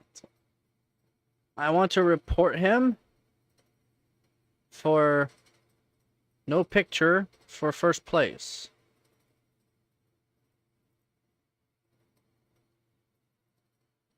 For me, the only point of buying something like a 5090 would be running at same as for last basic forever. Yeah. Yeah. I hear you there.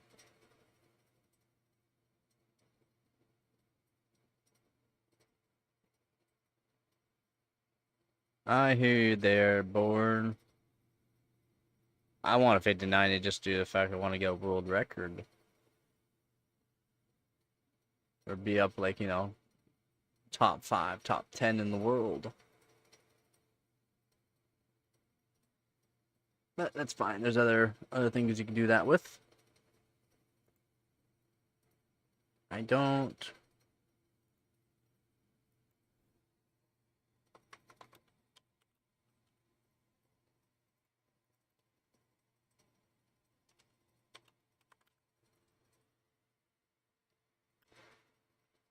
No. No. 3.2.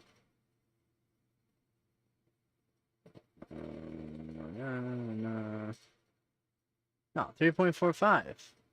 Max. 3.4. Right around 3.4 gigahertz, not 3.7.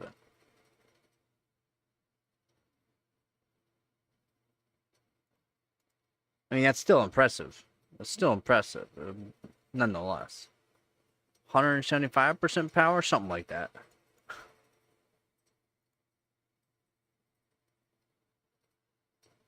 I mean, it's pretty wild. Pretty wild, man.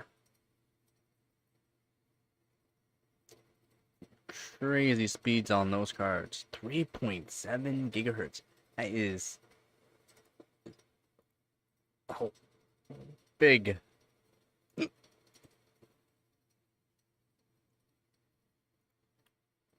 That is a whole lot of gigahertz. Oh, man, imagine someone can get it up to 4 gigahertz. That'd be sick to see. It's not like it scales that well with it. It's just seeing 4 gigahertz speed. Pretty cool.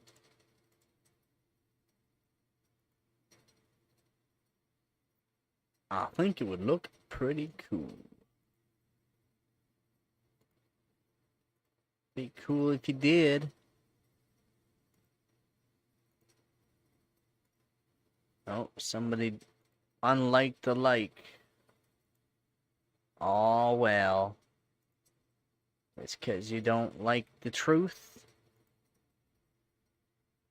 It's because you don't like the truth? Poor fella.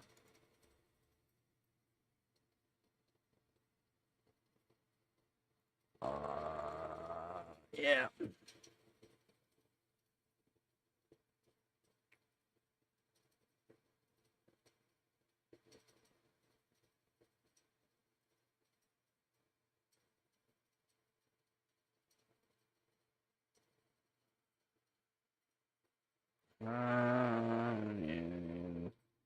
3.7 you put on.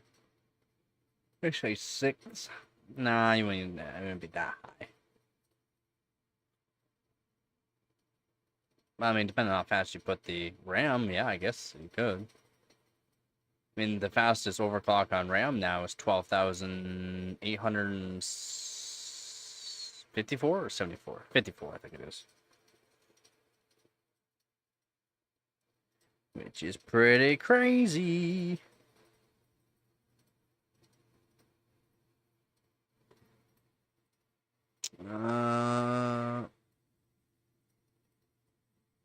Yeah, I mean, if AMD can get these frequencies, it would, for gamers, they don't need to go faster than what they have now for games.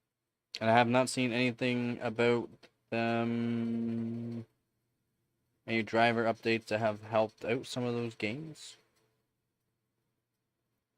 Again, 60% of gamers are on 1080p, 20% are on 1440p, and the rest are split up, while 3.65% of gamers are at 4K, and the rest are at 720p and lower. Yes, 720p and lower.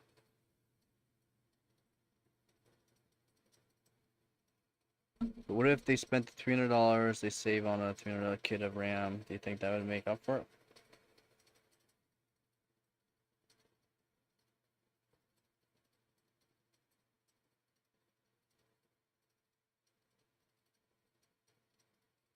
What do you mean?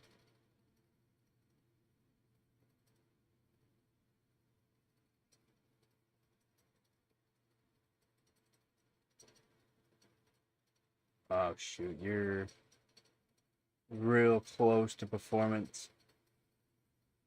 1% lows, 14600K is probably better.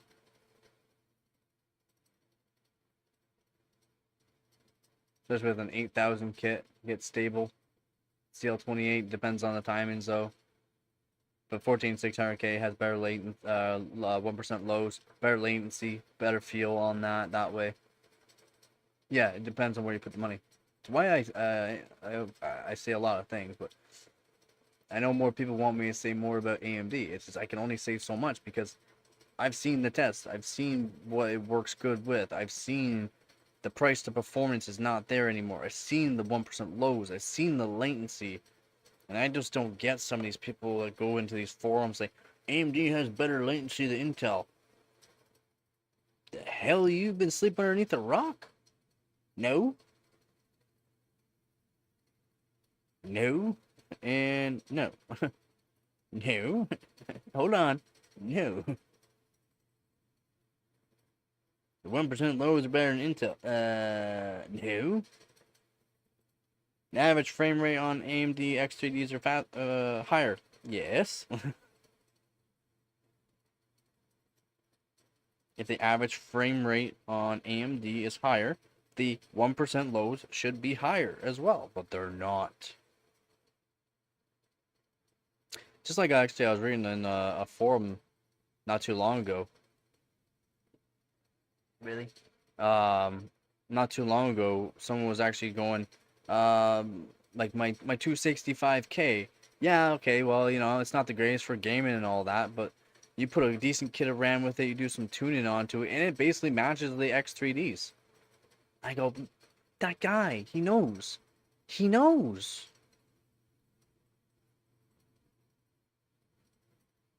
Like, yeah, but I mean, you're not gonna just be gaming all the time.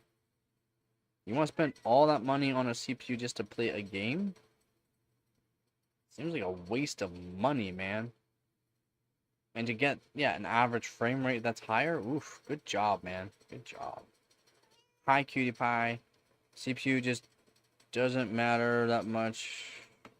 Spending money on GPU hands down. Yeah, in most ways, yeah.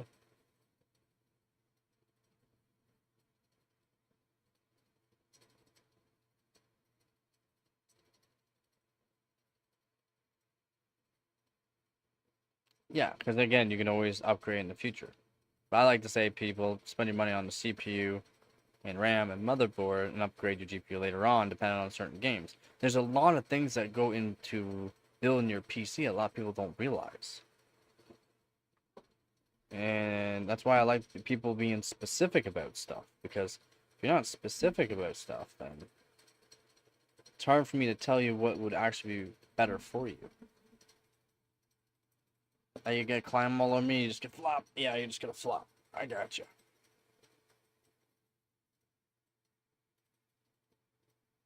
Comfy.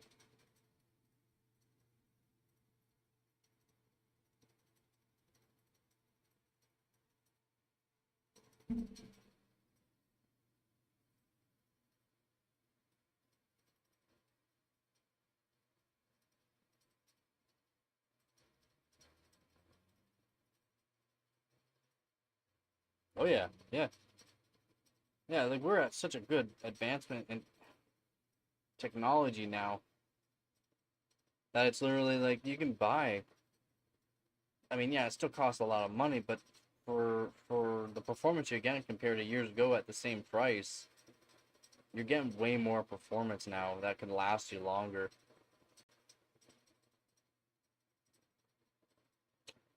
Yep. Yep. I hear you there, Born. You happy?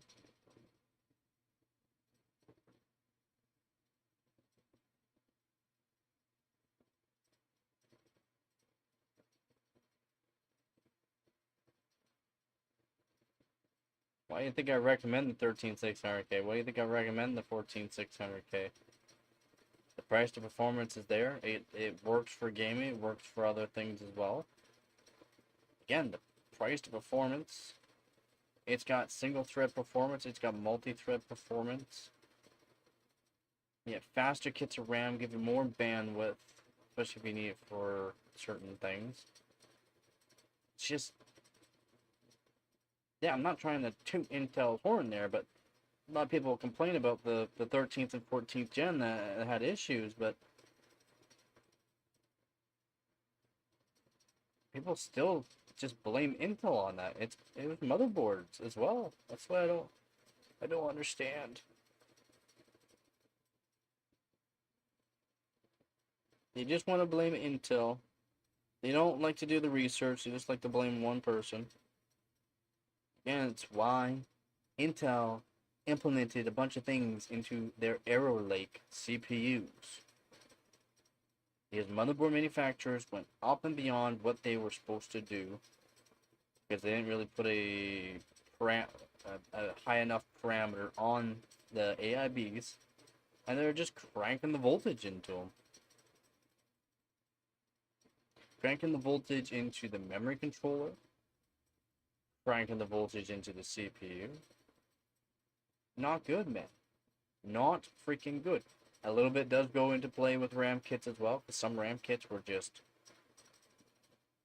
stupid.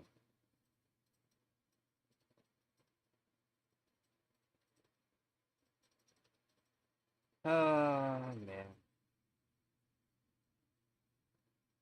Last generation AMD chips was looking at the same price as the newest one. Yeah. Yes, it would there, Born. Yes, it would.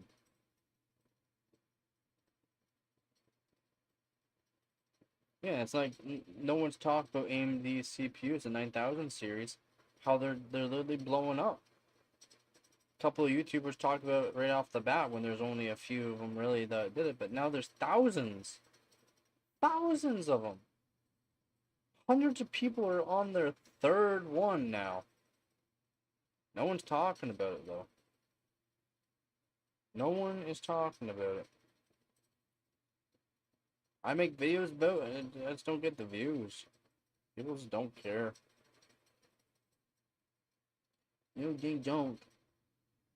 No, they don't. Can you stop staring at me like that? Ah, man.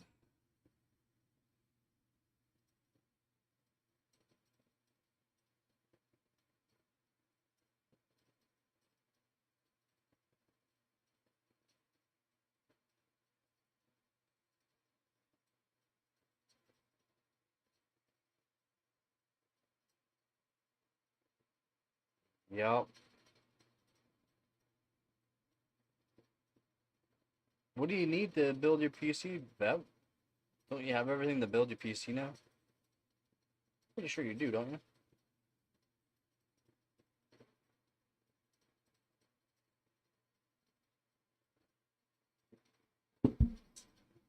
You don't have to go anywhere. I got you. I got you.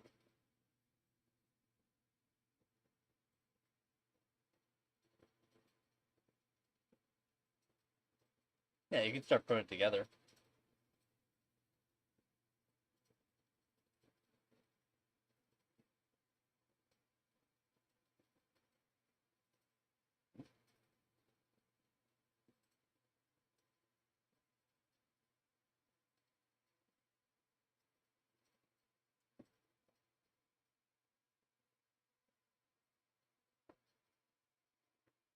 Oh yeah?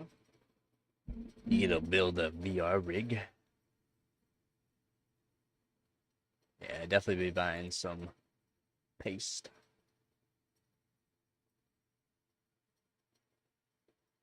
Good excuse to use the...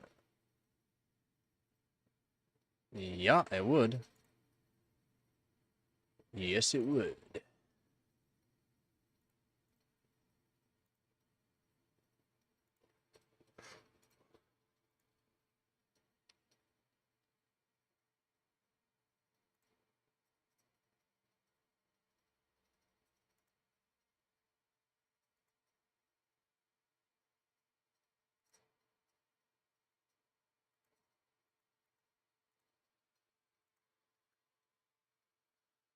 Honestly, I'm probably going to be going to bed here soon, guys. I'm getting zonked. I was up way too early. I should not have been up that early.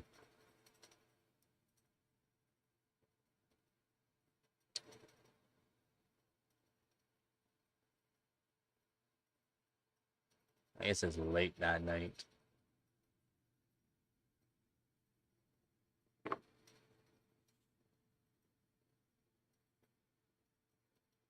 Yeah. Oh, you should take some pictures while you're doing it, man. Everyone loves that in the Discord. They love seeing that kind of stuff. Yeah. I love this waking up early. I woke up not really early in the morning, like late at night, and then stayed up. That was stupid, but not good. It was great. It was a good stream. It was a good stream. Yeah, man. Please do. People love it in the Discord channel.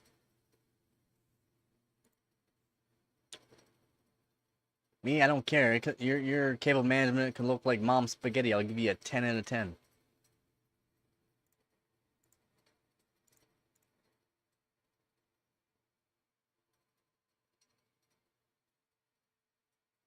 All right. Yeah. Ah. So I hope everyone has a good night. Hope everyone has a good night.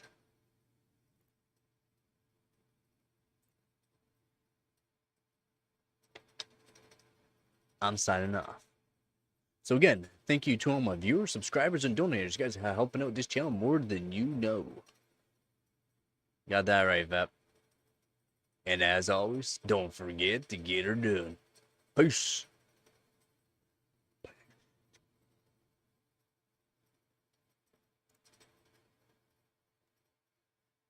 Night, everyone.